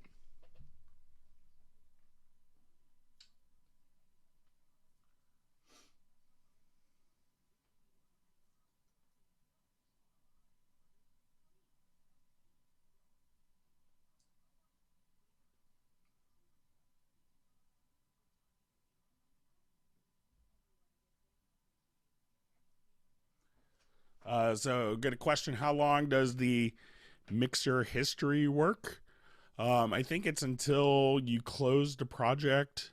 And then we also had what are the key commands for it? So I think it's just Control Shift Z. Let me just check to make sure. So if you go to, it's Option Z plus Option plus Shift Z for so you could actually just go to your key commands and see your mix console history keyboard shortcuts directly here.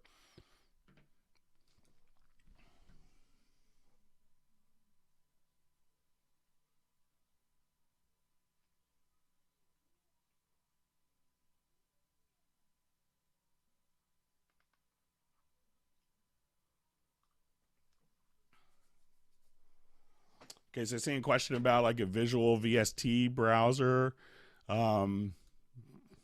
So maybe it looks something like this, where you can see this currently works for all of the Steinberg instruments.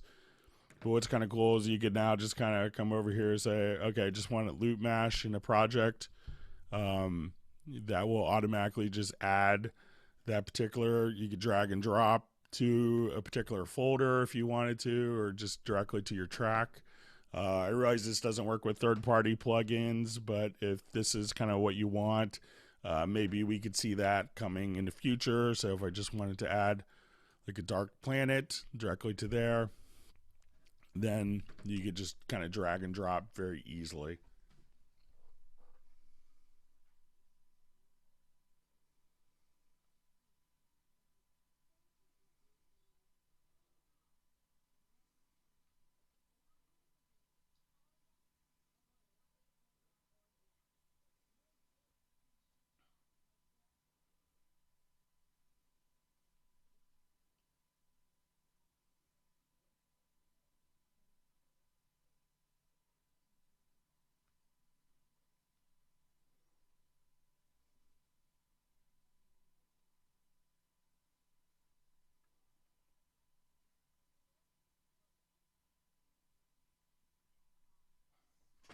All right, so we had a question if there's a way to take an audio track with its events and different takes, and let me just reread it, and import that into a different project.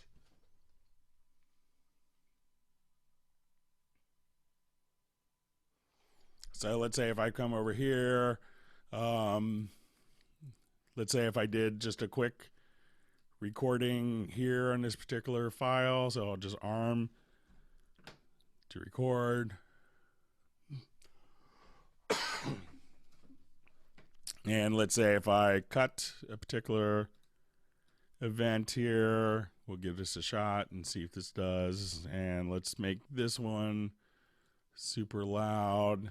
And let's say I'll just save this as a different project. So I can now just say, let's do a quick save as just.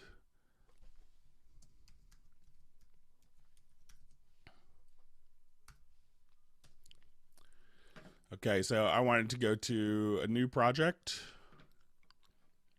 or I'll just open up a different project here.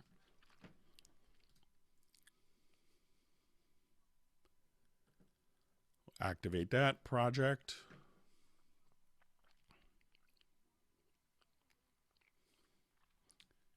And now let's say if I go to import tracks from project, we will choose our DOPR. Let me just.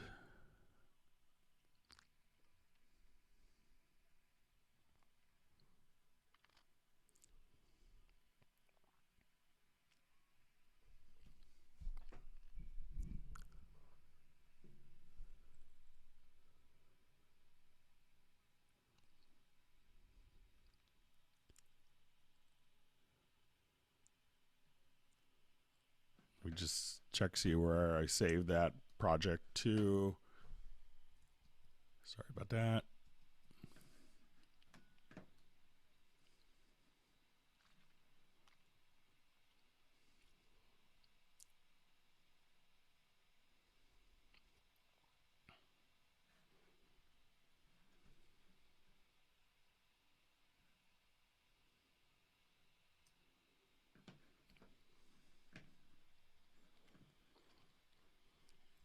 Okay.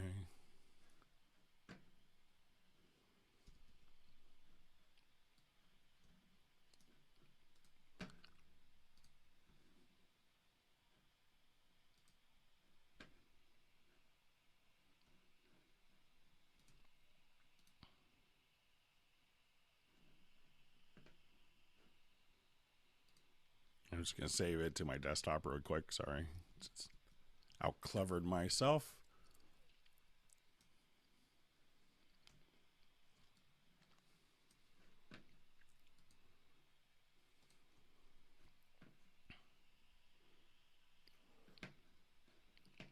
Okay.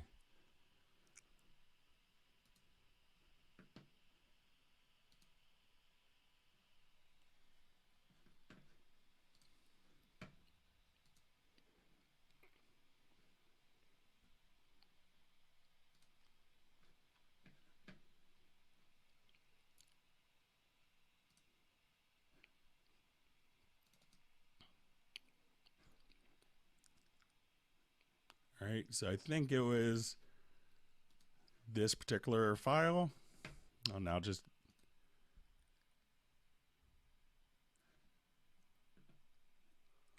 and you can see all the edits, everything kind of carried directly over. So again, you could just come right over here and import tracks from project, and all the edits, everything, different takes just came right over.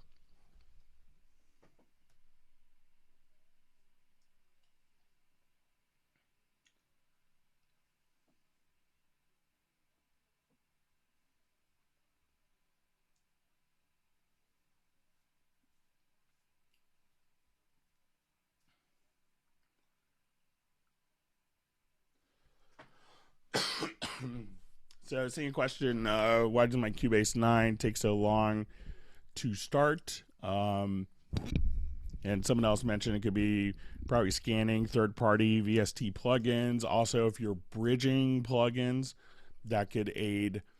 Sometimes that could be a factor as well. That could take a long time for the bridging software to kind of kick in. So check to make sure that, you know, if you're running 32-bit plugins, that could be causing something like that.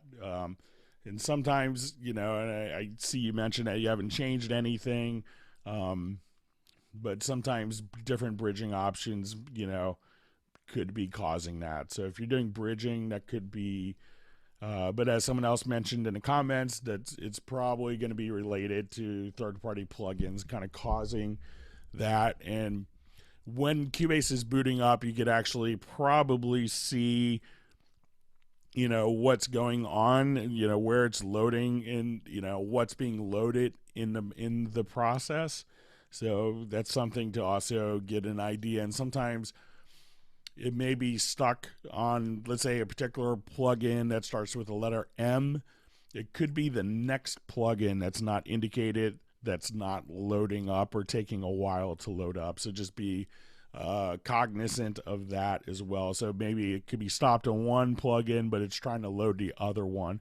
But you can get an idea of what is taking a long time for the program to launch just by kind of reading the description in the Cubase about screen.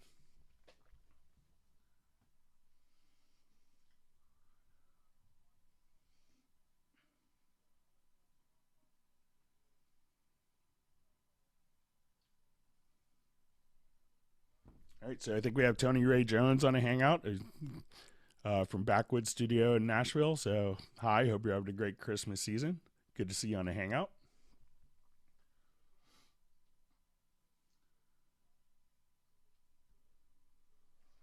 So we see a question: can you import your own wavetables into Flux? I don't think you can import them into Flux, but if you have the full version of Halion, that will allow you to import your own custom wavetables. So you can take any audio file and build wavetables directly from that. We can think of Flux as being a more scaled down version of what we see in Halion. But if you have the desire to do your own, use your own wavetables, definitely check out and investigate Halion 6.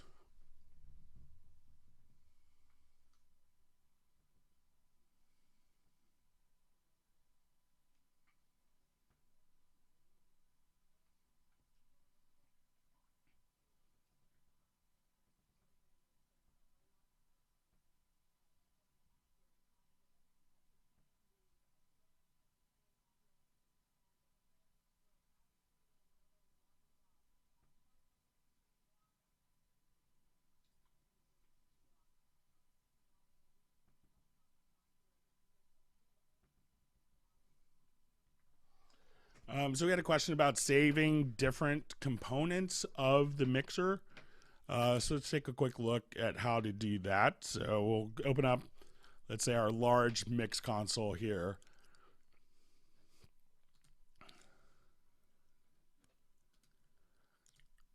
So what I'm going to do is just simply add a configuration, and I'll just call this 1. And let's say I didn't want to see any racks. Like I just wanted to see faders and control room. So now I click right here in my configurations. And I think this will give this a try, see if this does the trick.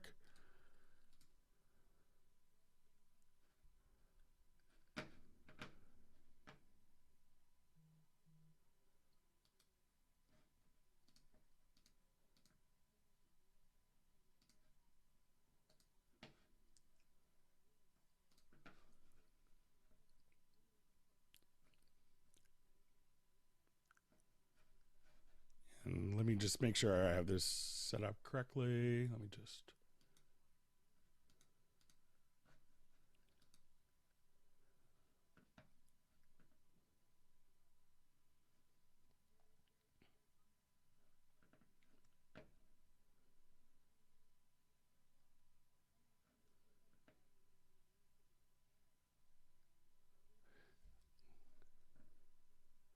So I think you could save different channel configurations. So let's say if I only want to see strings,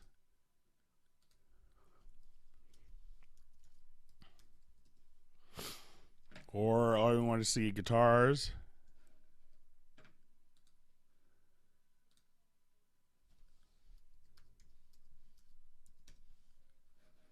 So if I just wanted to jump, so we could do that. And let's see if we could see this as different window workspaces.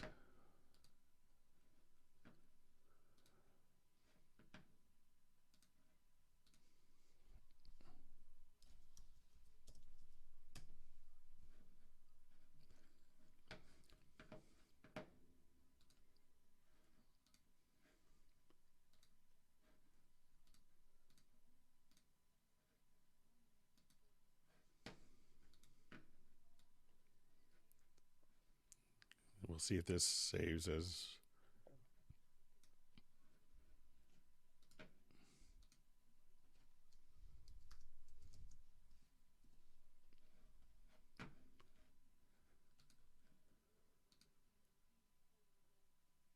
So if you save those as window workspaces, you can just kind of toggle back and forth between different mix console views as workspaces. So let's say if I wanted to kind of see all of my different components here.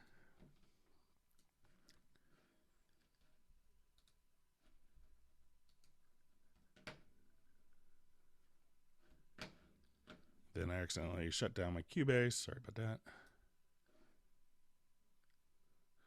So you could save it as different window workspaces.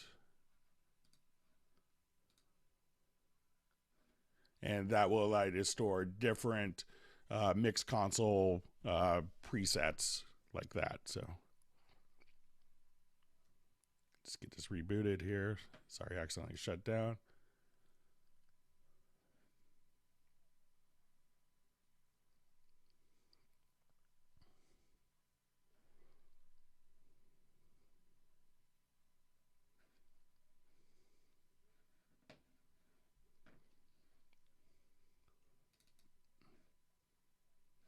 All right, so we're back.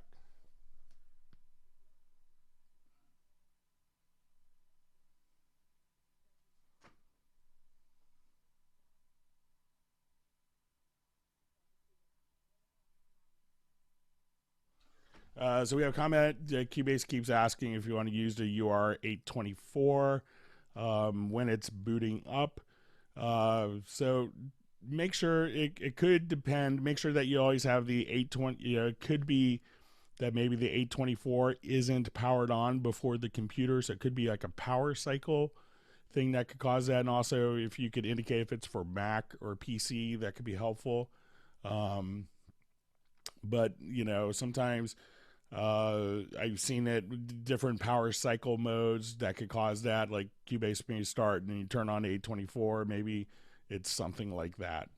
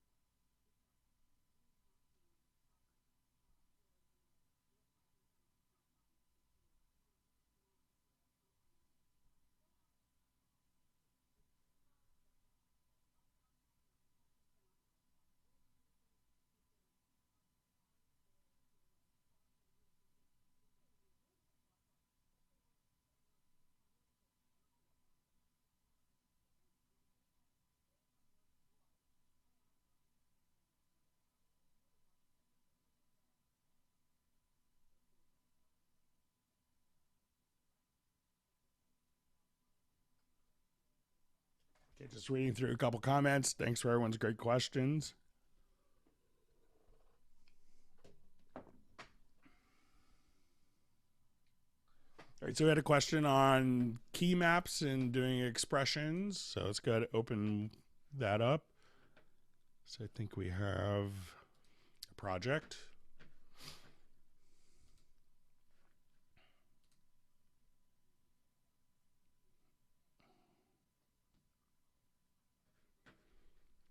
Okay, so let's come here. We'll have kind of a, I think it's a Schubert's Fifth Symphony, second movement.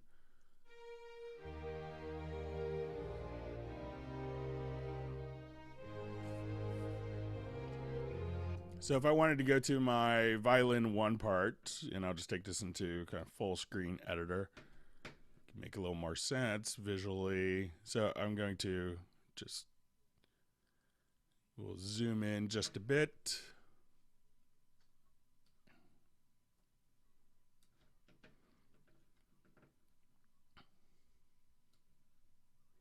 And now as we kind of open this up, we could switch our main view here to articulations and dynamics.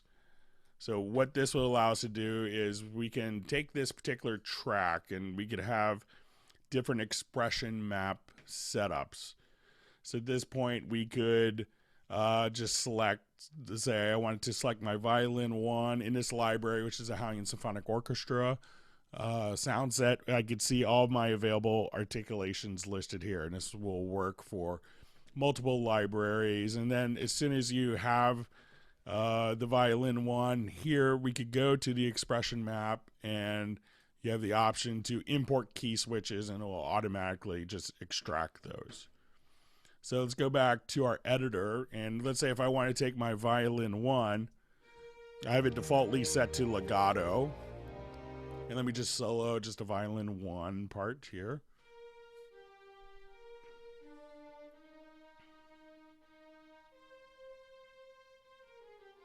So let's say on the shorter notes here, the 16th or 32nd notes, I want those notes here to be set up to be more spiccato. So I'm just going to grab my drawing tool here, and before that, I'm just going to set it to spiccato, and then before it goes back to that F3, we'll set it back to legato.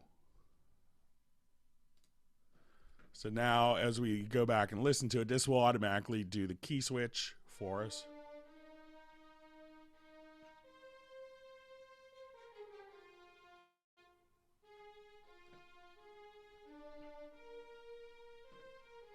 And let's say we want to do something just a bit goofy. I could select those particular notes and just do pizzicato.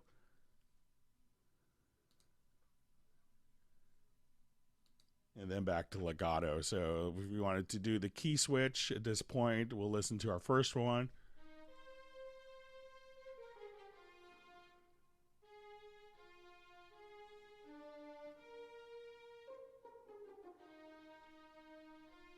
So that does all the appropriate key switches, and you can set it up to do key switches or different controllers.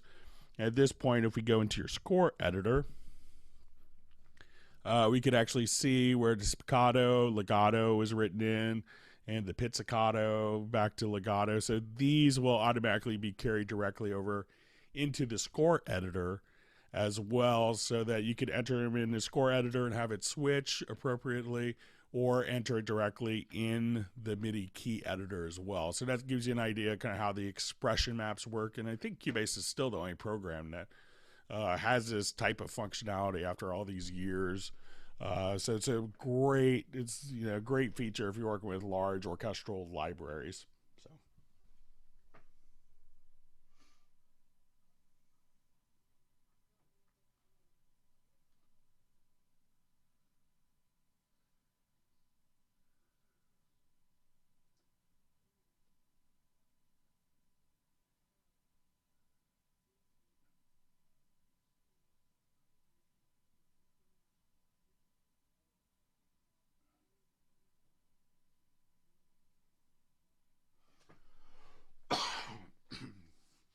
So we had a question about kind of the grid and being able to change the grid line. And this is something that we could do kind of, using some of the new Metronome functionality. So like right now I could have this piece is in 6/8. So let's say if I come here and I just turn on my click track. And let me just come here and we'll just make sure.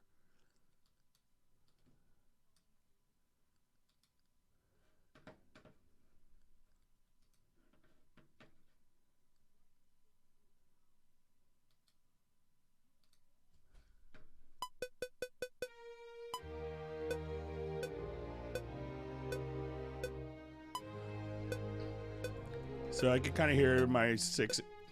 8 pulses. And Cubase will kind of default to dividing it, in several different ways. But once I have my signature track, there's a function here where you could right click on the main timeline, and then we could use the metronome click pattern as the level for the grid emphasis. So let's say I want to do like 1, 2, 3, 4, 5, 6, 1, 2, 3, 4, 5, 6. I can now just double click on the metronome here and change the pattern. And as I do this, we can see that we'll have 1, 2, 3, 4, 5, 6. But as I change this pattern, let's say I want it to be 2 plus 4, or 3 plus 3, or 4 plus 2, that the grid line patterns will change directly here. So as we work on this, we can now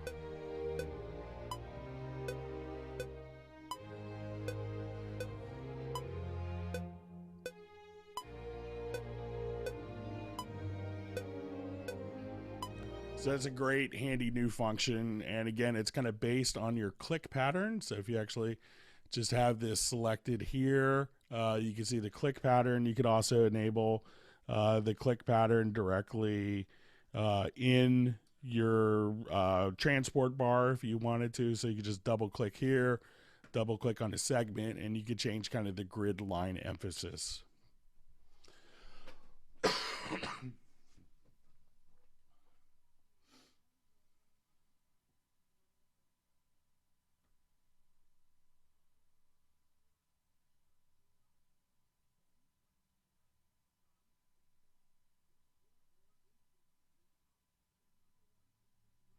All right, so we had a question about zooming within Very Audio.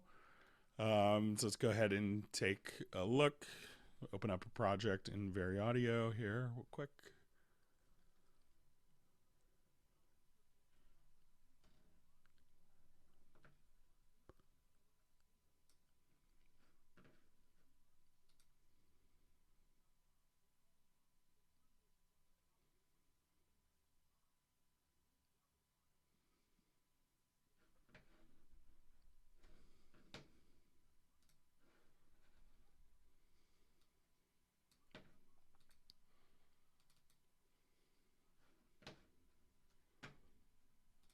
So I'll go full screen for Very Audio, and we'll just...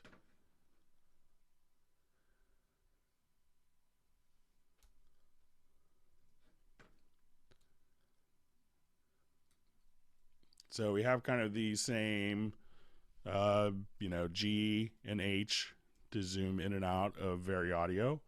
You could also just zoom directly like this. If you wanted to grab, there's also just a zoom tool. So you say, I would just wanted to see those particular events. If you hold down the shift key with the zoom tool, I think this will allow you to kind of zoom just that particular area. If you double click, you can just go directly into, or if you wanted to zoom vertically and horizontally, I'm just holding down the command key on Mac. It's probably control key on Windows. So you kind of have this functionality just built in. So it's kind of the same zooming functionality that you see within the program.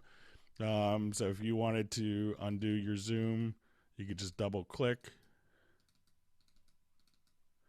Or if you wanted to just, have that same exact functionality. And I think we had a question, someone asked about being able to hear the changes and saying no, it was dry. So this may be tied into, just say if I come directly over here, this is kind of fed through the control room. So often when doing tuning, we can just kind of set up your control room volume here. So if you need that to be. So I think it is kind of routed without the effects, but let me just check to see if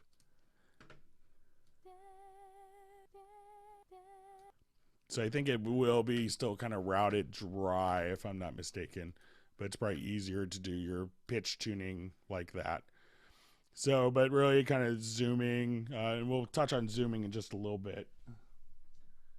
Go through some more questions.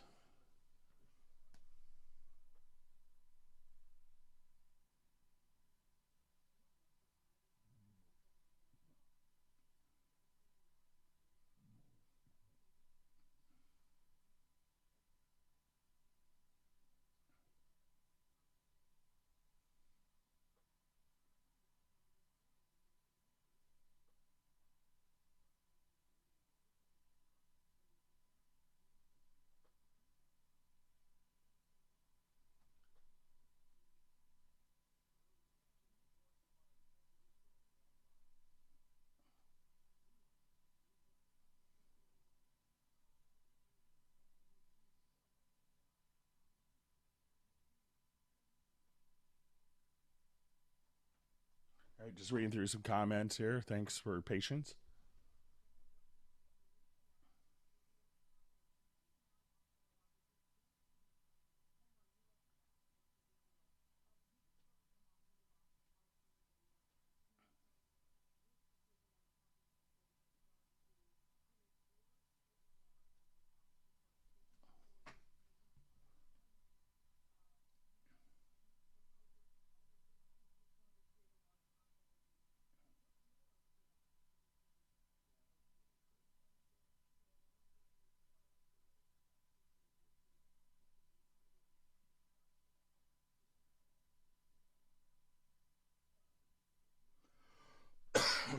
All right, so we had a question: is it possible to reorder like the inserts and the channel strips in the mixer?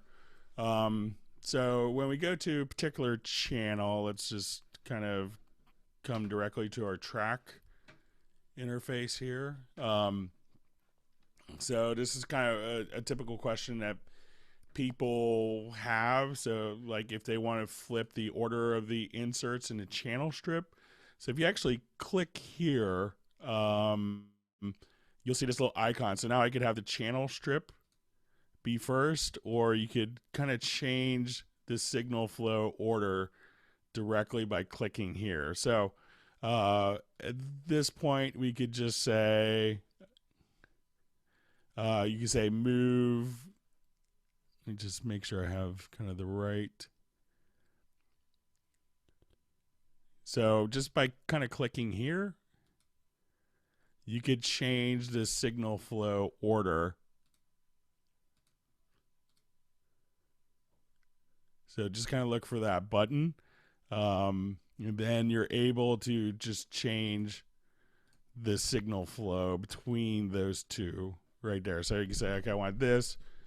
And now at this point, I want to move the channel strip to pre-inserts. And you could just do it like that. And you could also change directly the components within the channel strip. So we see the channel strip here. And if you wanted to change the order just like that, you could just simply change the order just like that. And then if you wanted to move the channel strip to post inserts, just click right there. So you could switch the signal flow between those two.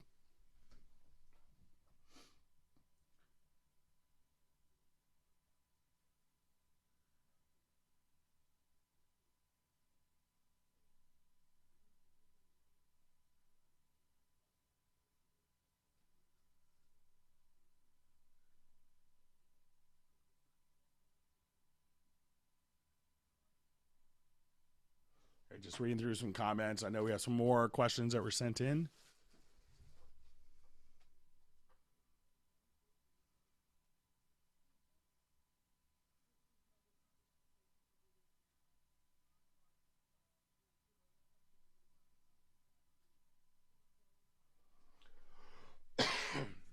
All right, so we had a question. Could someone explain the VST cloud features as if I was a 10-year-old? So I don't think I have my correct key, but under VST Cloud, you'll see VST Connect, Pro and VST Connect, and I don't have it currently on my system, but you also will see VST Transit.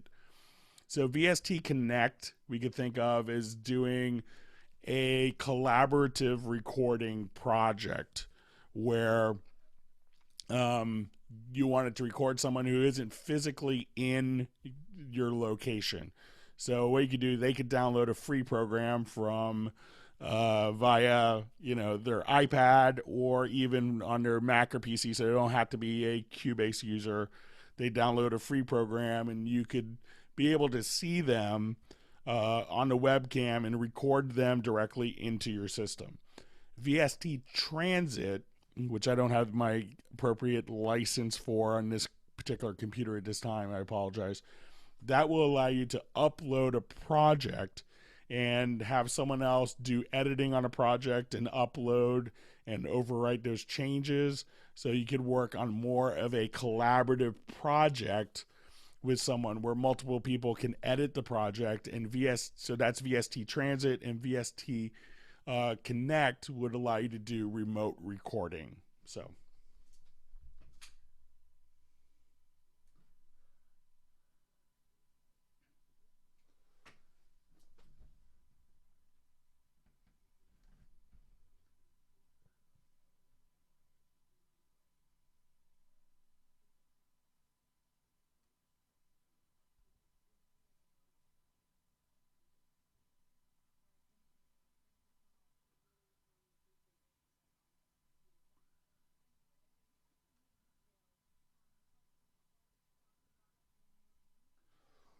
so we see a comment that usually when someone says cloud, they want your money.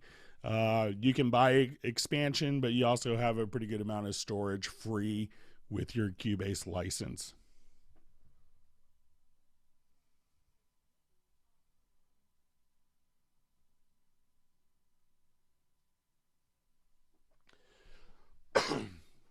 All right, so we had a question about making multiple cycle markers really quick on a project. So I'm going to just come here and let me just add a marker track. Try and remember what the...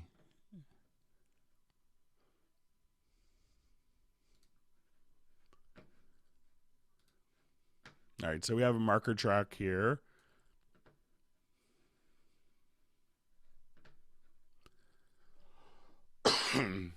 So if I wanted to easily kind of select a range, I think I could just add. Let me just see if I have it here. There's keyboard shortcuts that you could define. So let's say if I wanted, so that will just do kind of my left and right locators. So if I wanted to, let's say I have my left and right locators here, I could just click on that and make a cycle marker accordingly. So I could just kind of come here and make cycle markers like that based on left and right locators. I think, let me just go to the right project. Sorry about that.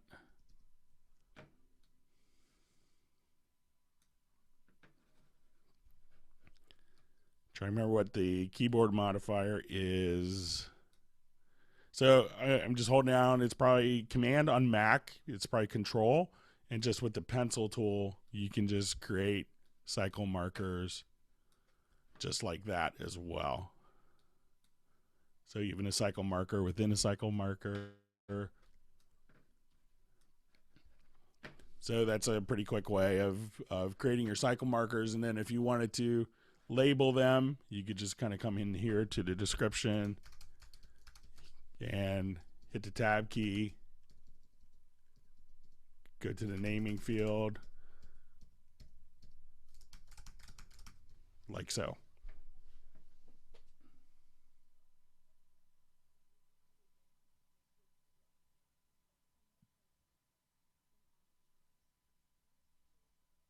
All right, just reading through comments, and we'll go through some other questions that were asked previously.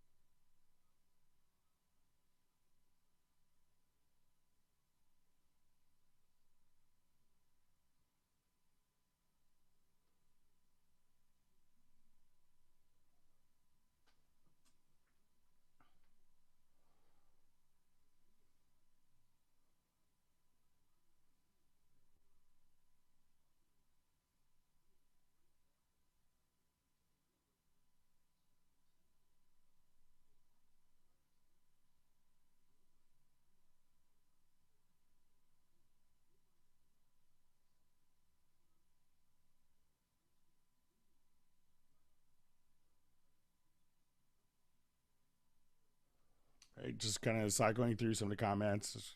We'll try to get to as many as possible.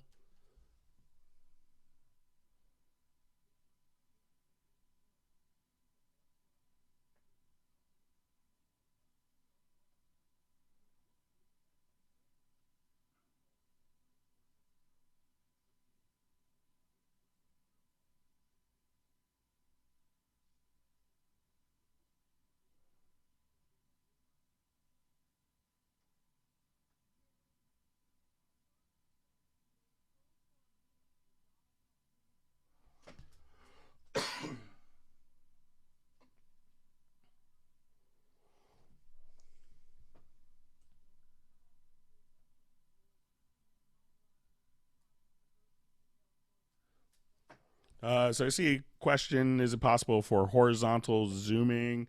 I think if you use like the plus and minus on your numeric keypad, that will allow you to, and I'm on just my Mac keyboard, so, but I think the plus and minus will be like a wind that you can navigate kind of the project playhead position to. So we can just kind of use that to navigate horizontally within your project.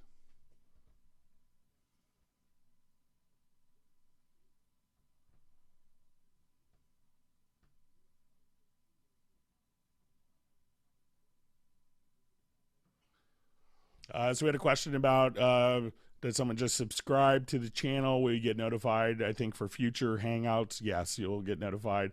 And we also posted on our Facebook events page as well.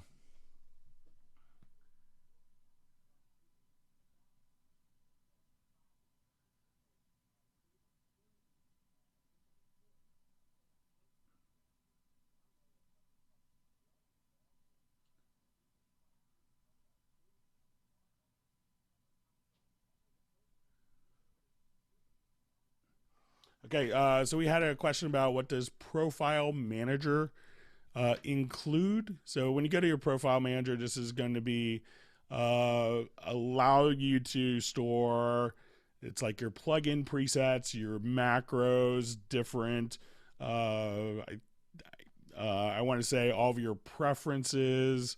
So a number of different things. Let me just make sure I have it right. So I could actually just look for the Profile Manager so I don't leave one out.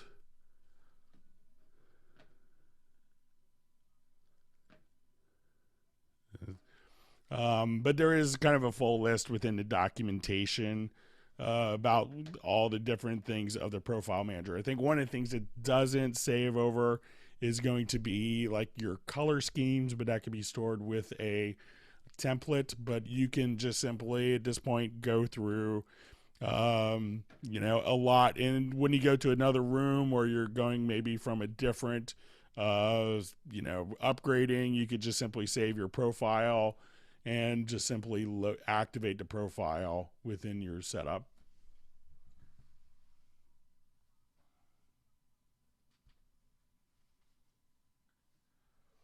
So someone asked about kind of doing like converting the old automation.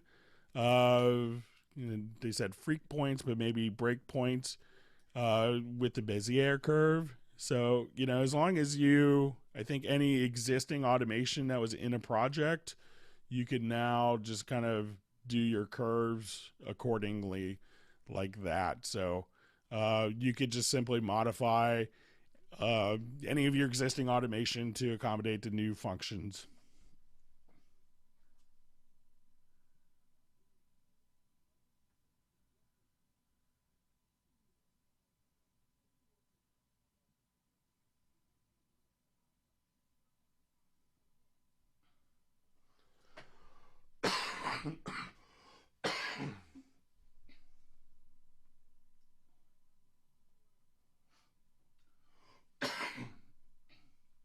All right, so we had a question about converting a mono to a stereo track. So there's a number of ways of doing that. So say if I just wanted to take this and really quick, if I wanted to bounce selection, let me just make this all one nice happy part.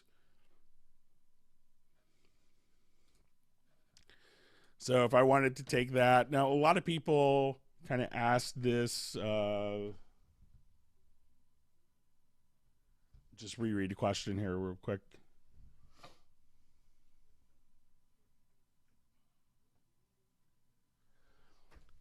So a lot of people ask me this because they want to use both like a mono effect and a stereo effect, like a stereo reverb.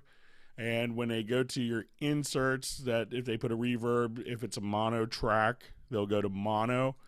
But it's really simple just to go to your sends and just right click. And what you want to do is just say, okay, I wanted to add a stereo delay, and just simply have your sends be set up as stereo and your inserts be set up as mono.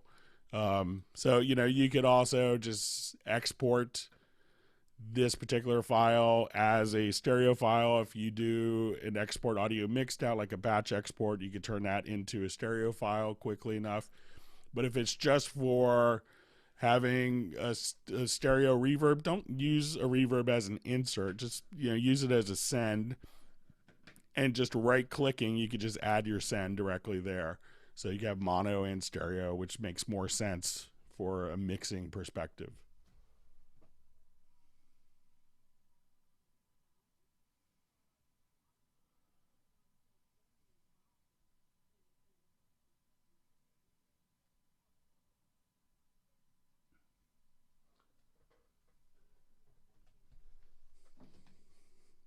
I'm going to drink some more water so my throat's a little better. Sorry.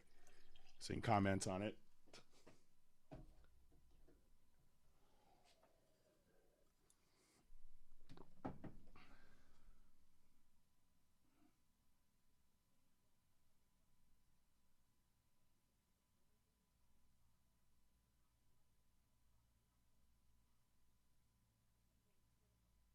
So seeing comment that the offline processing is different from 903 to 95. Is there a way to go back? I think the functionality is really identical. It's just kind of displayed differently, and it gives you more flexibility for being able to delete multiple processes. But if there's some particular function, please kind of let me know what's missing from the previous iteration. But I think it's the same.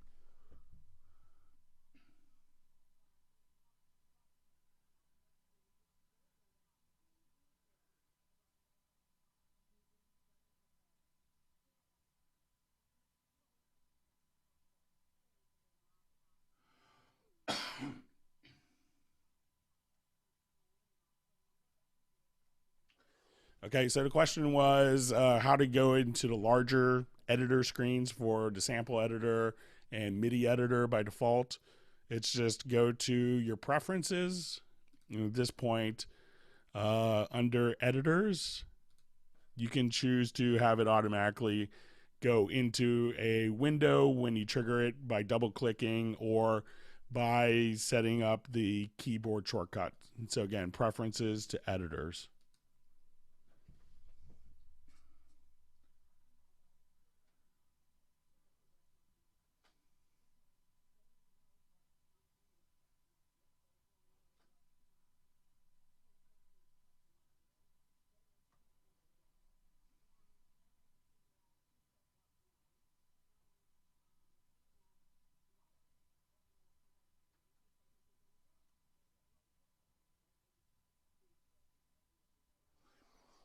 Uh, Someone was asking about getting realistic styles using the chord pads.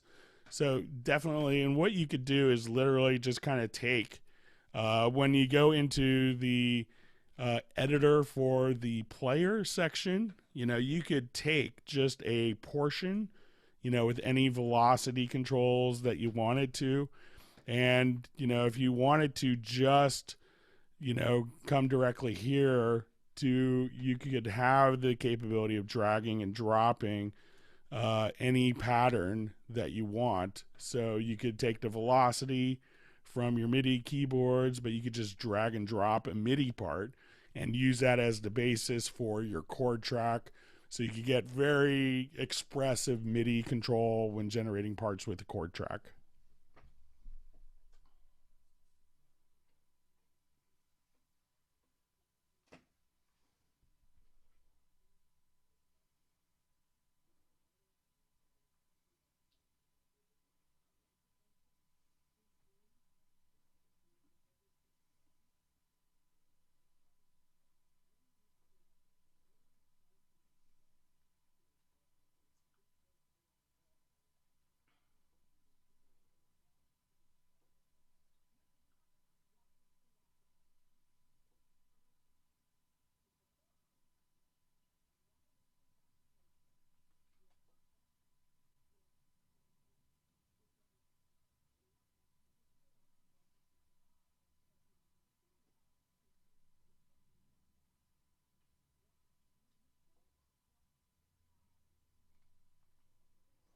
So just reading through some of the comments. Sorry we're behind. There's a lot of questions. Thanks everyone for a wonderful question.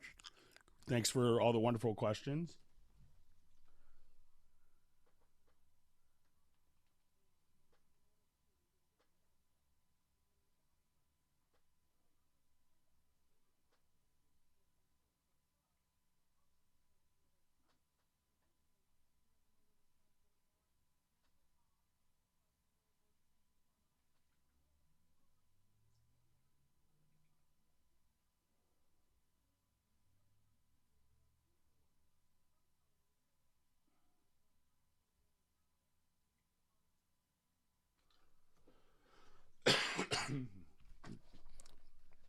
So we're seeing a question that someone wants to set the iMac microphone as your talkback. It's probably not the best choice.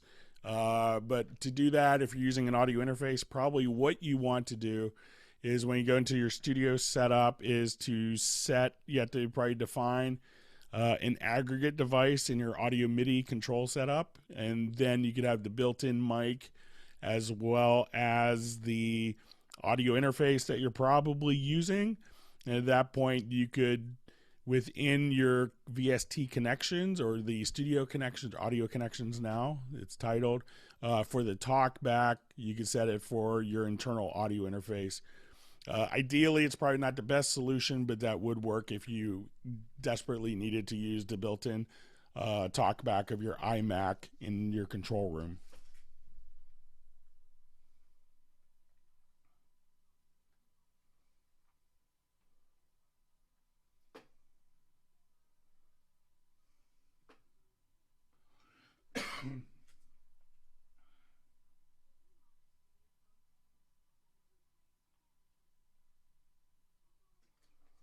All right, so we have a question on Rewired channels. What are they and how are they used?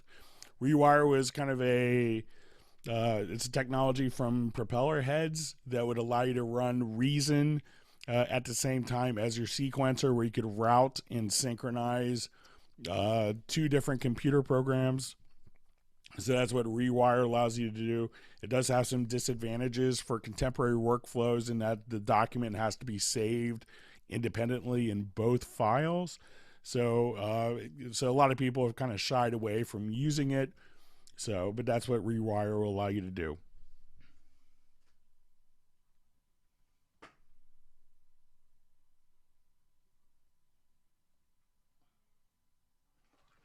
So we have a question, can chord tracks be transposed? So if I come here, let's look at our chord track. If you wanted to just simply select, your chord track events here. So let's say I just select these chord tracks. You could just change from the info line your root key.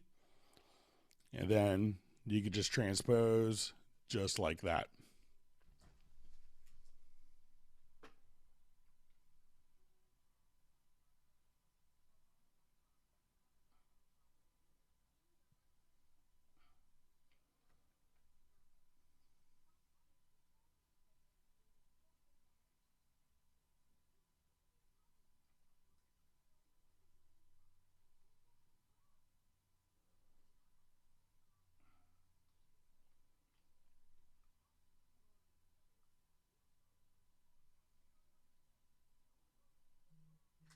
All right, so we have a question. Is it possible to have the guitar track to record it and hear it with like a VST amp rack or another software while it's playing back through the, I guess, this through the same plugin? So certainly all you have to do is, make sure that your studio connections, when you go to your studio setup, that direct monitoring is disabled.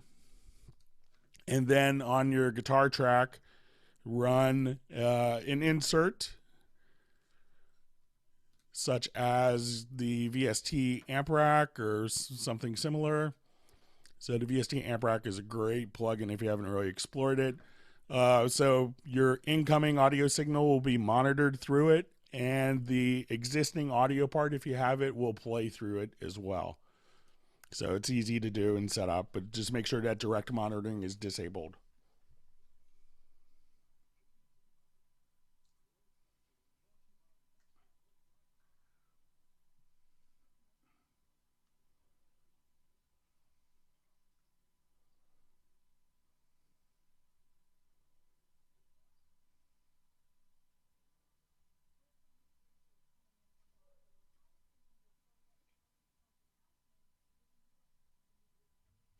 All right, so I had a question about bypassing multiple effects at once in the offline processing.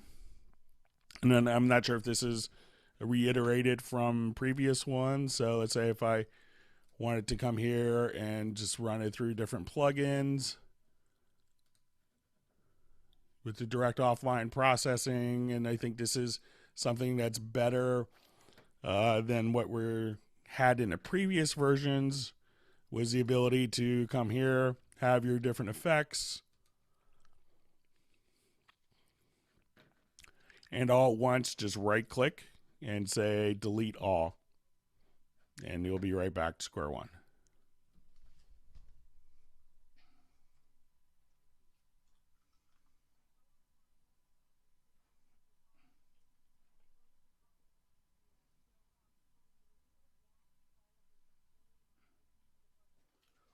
So seeing a question about running Ableton Live with Cubase via Rewire, you probably need to make sure that you have the 64-bit Rewire driver installed. So there's a 32-bit and 64-bit. Make sure you have the 64-bit one installed.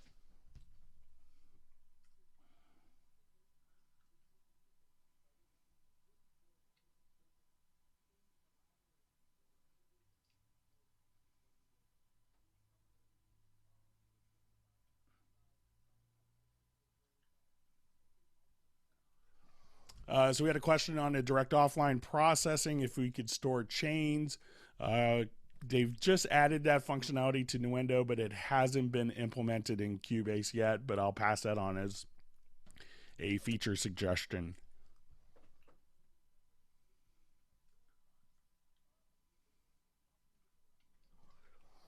All right, so we had a question about colorizing several channels at once. So we can show this a couple different ways.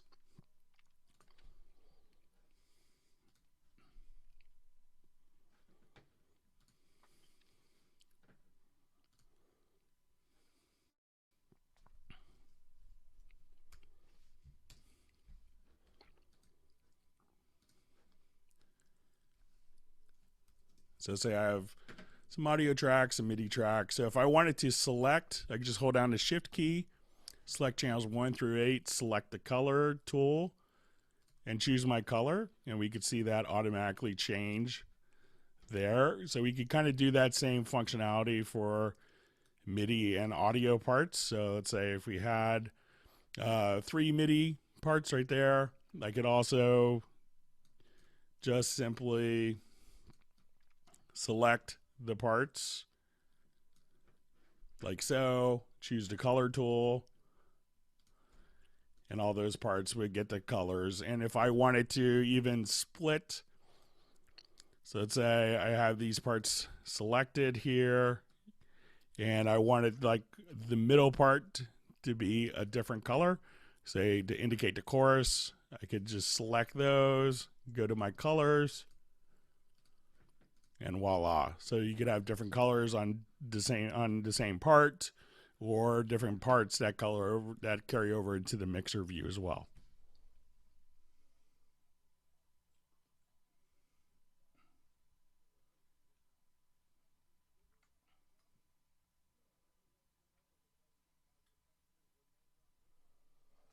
So we had a question, is the Radical still supported as a DAW controller? I believe so. So let's get to your studio setup. And then the Radical SAC 2K still supported. So again, go to your studio setup, click on the plus sign, and then you can see all the dedicated controllers and control surfaces right there.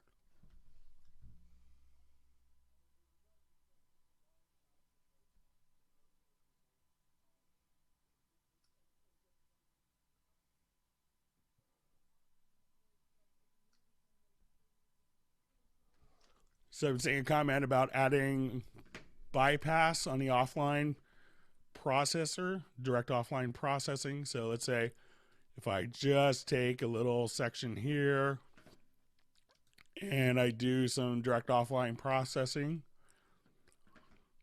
So let's say I just want to do fade in. Let's say a reverse. I want to add just a bit of EQ. So if you wanted to bypass a particular function, at this point, all you have to do is click on the name, and that will bypass it. You see it indicated in yellow here. So if you wanted to re-enable it, to unbypass it, just click again. But any section could be bypassed independently just by clicking to the left of the name. And again, just delete all, and you're back to square one.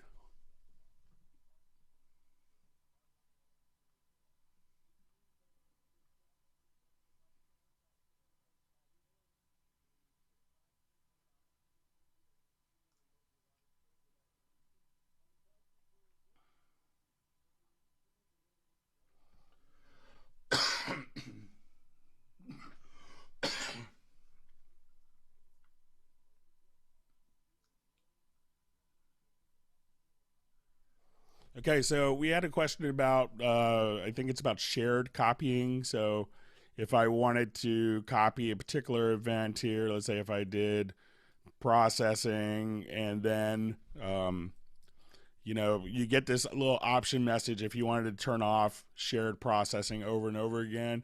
And the question was how to re-enable that. So it's a preference. So it's one of those preferences that you could just say, don't show me this again. But under editing audio, you could see on processing shared clips. You could have this, open the options dialog box, and that will automatically show you all the different options, or you could have it automatically create a new version or process the existing clip.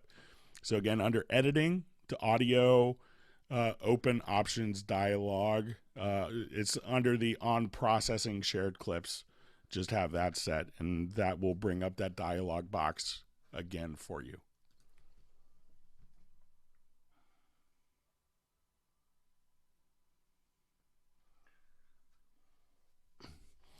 So the question was, I have the Steinberg CMC controllers. How can you set up one of the functions to enable Talkback? So I don't have the CMCs connected, but when you go into your studio setup, you could see kind of like your CMC type of functionality. Let's say if I go to my Mackie control, and what you'd want to do is go under control room, and then you can see the function, the command. It should be like enable Talkback, something like that. Talkback on and off. So as long as it's a user assignable function, which the CMCs allow you to do, you could just set it up very similar to control room, Talkback on and off, and that should do the trick for you. So you should be all set with that.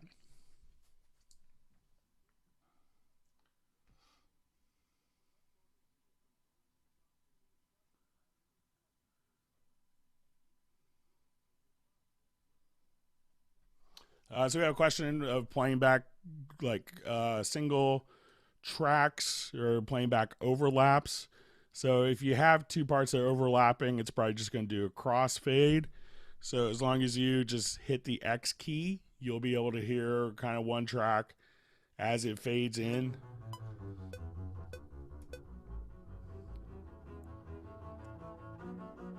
So you got 2 events, and if you double click in a crossfade region, you could have, different fade ins from fade outs, however you wanted to do. So there's a lot of flexibility with editing the crossfade, but you could have multiple events kind of overlapping on the same track, just like so.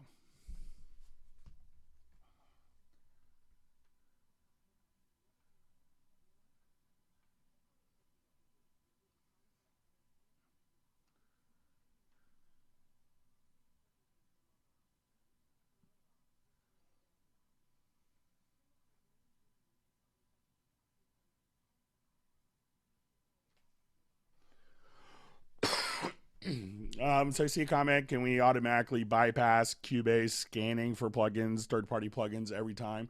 So the very first time it does it, it actually does, a test to figure out if the plugin is working well and is not being subject to being blacklisted. But you also have the option, it's going to scan it every time just in case there's issues that could arise during your session before, so you know that perhaps a certain plugin isn't authorized or a demo ran out.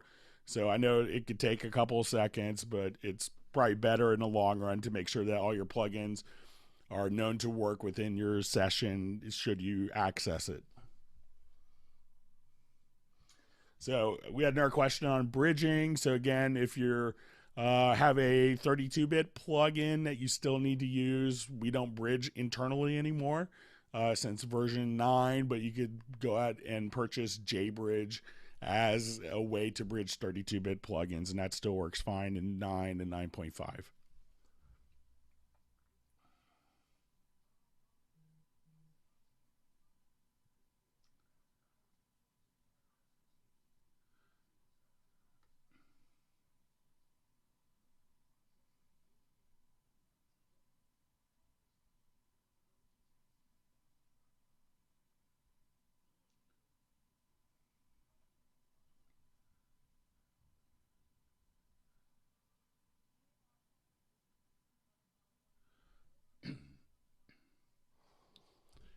So we see about a question about the circle of fifths. Will that be in the right key with the chord track? Yeah, so it's going to be based on your key that you have set or the key that's automatically determined, but it will be within the right key.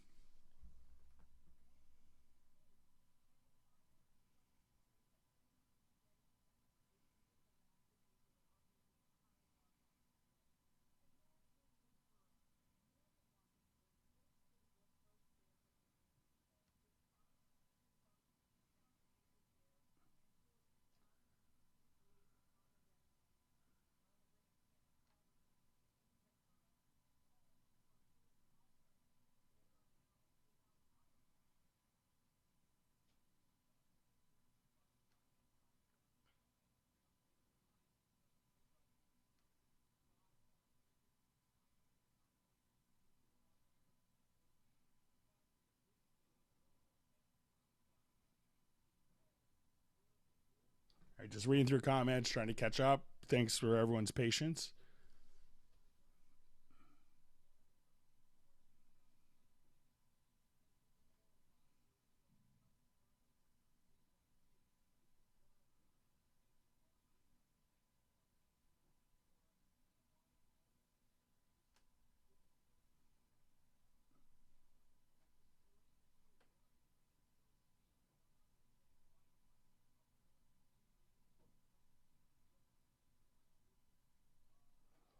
So I'm seeing a question, where did the time signatures on the transport bar go? So if you kind of right click here, we could see your tempo and time signature.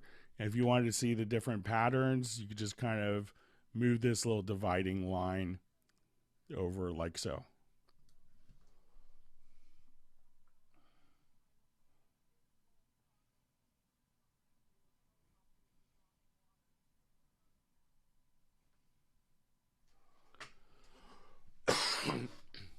All right, so we had some questions on zooming that we'll just take a quick look at to help people out with this. So when we come here, we could just I'll just revert this particular project.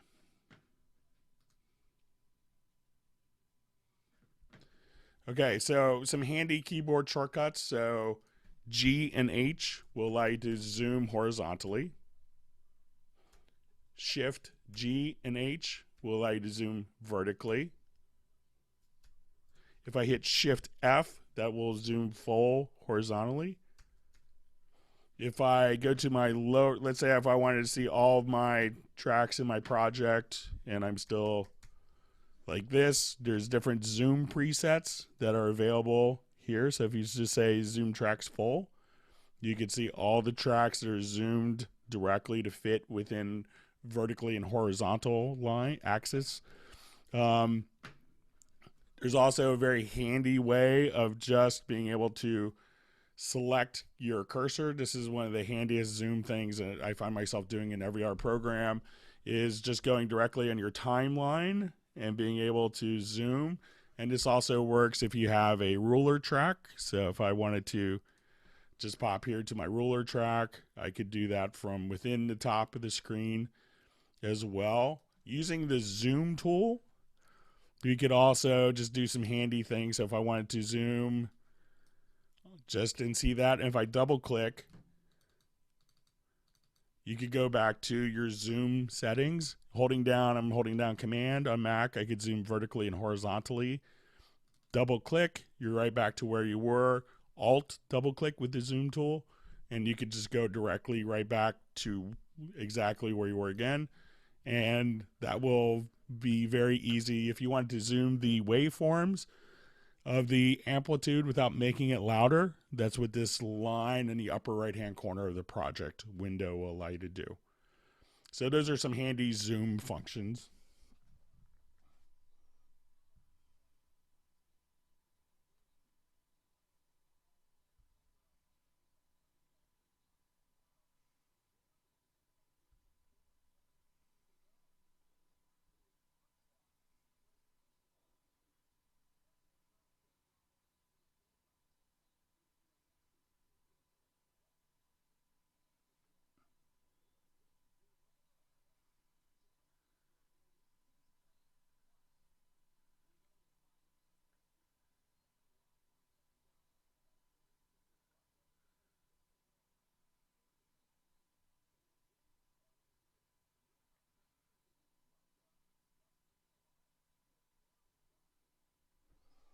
All right, so just reading through comments. We're going to be wrapping up soon. I have to go pick up my son from school.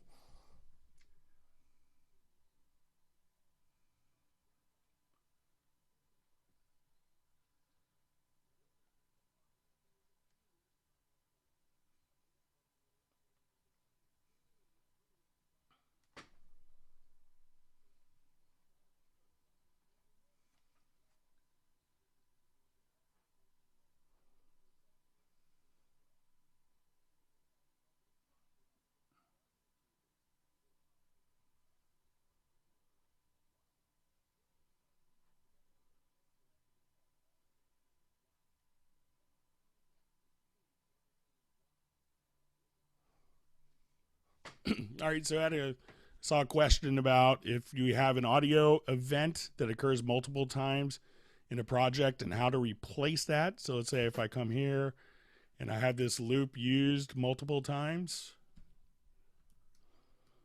and I hit it every single instance of the loop and wanted to repeat it with another loop, I could just hold down the shift key and drag over, and you get the option.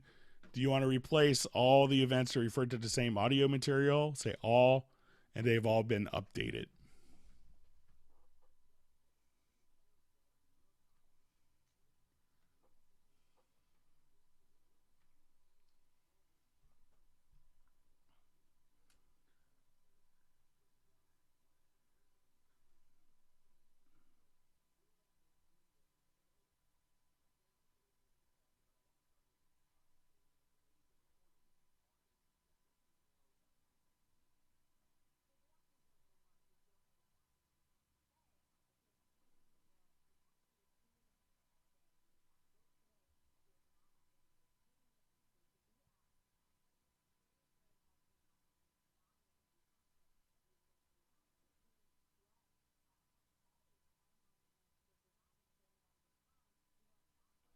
just reading through some comments here real quick.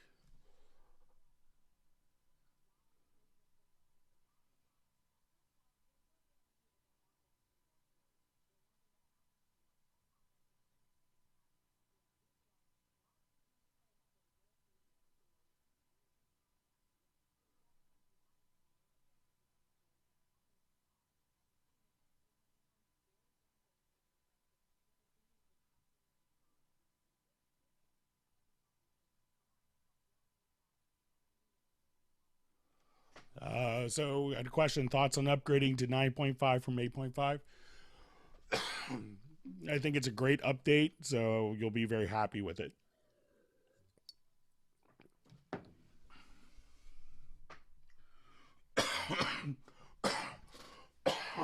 Excuse me for my cold.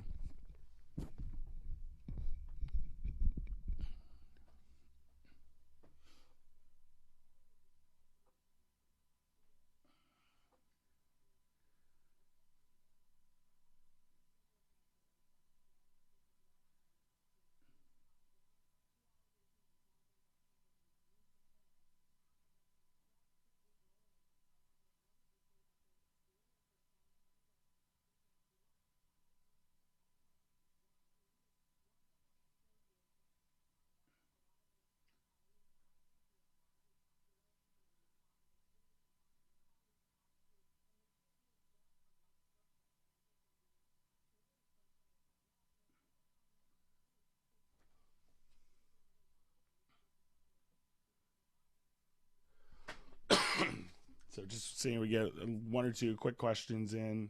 Thanks everyone for your questions.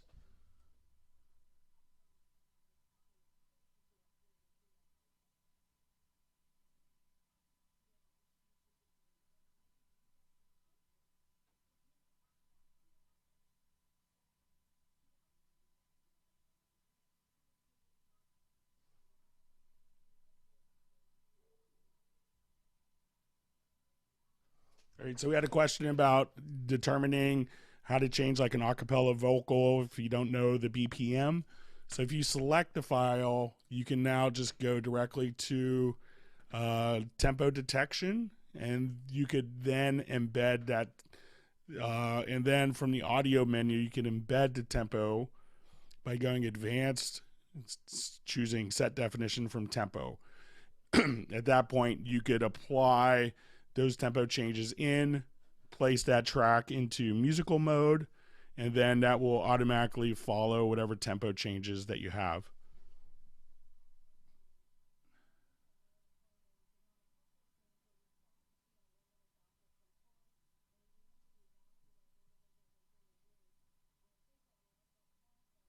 So we had a question about renaming files in the pool. I'll give this a try. So we'll get to our media.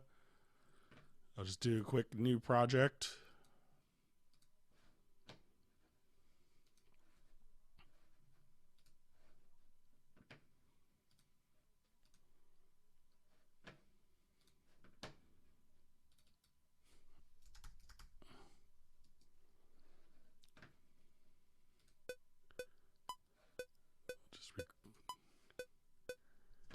All right, so we have that as our name. Let's go to our pool window.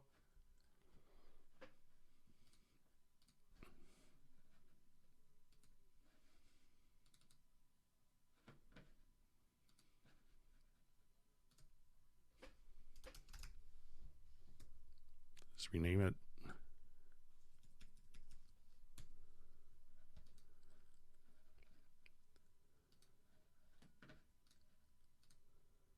And we can see that the file name has changed, so it seems to be pretty straightforward.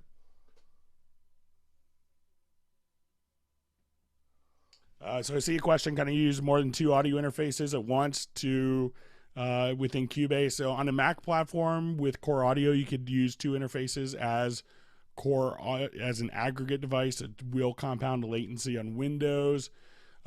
What you could do if you absolutely need it, generally it's designed to work with one audio interface, and some interfaces will allow you to stack multiple interfaces together. But you could run it as an ASIO for all. It's not the ideal situation, but if you really, really had to, that would be a solution that could work.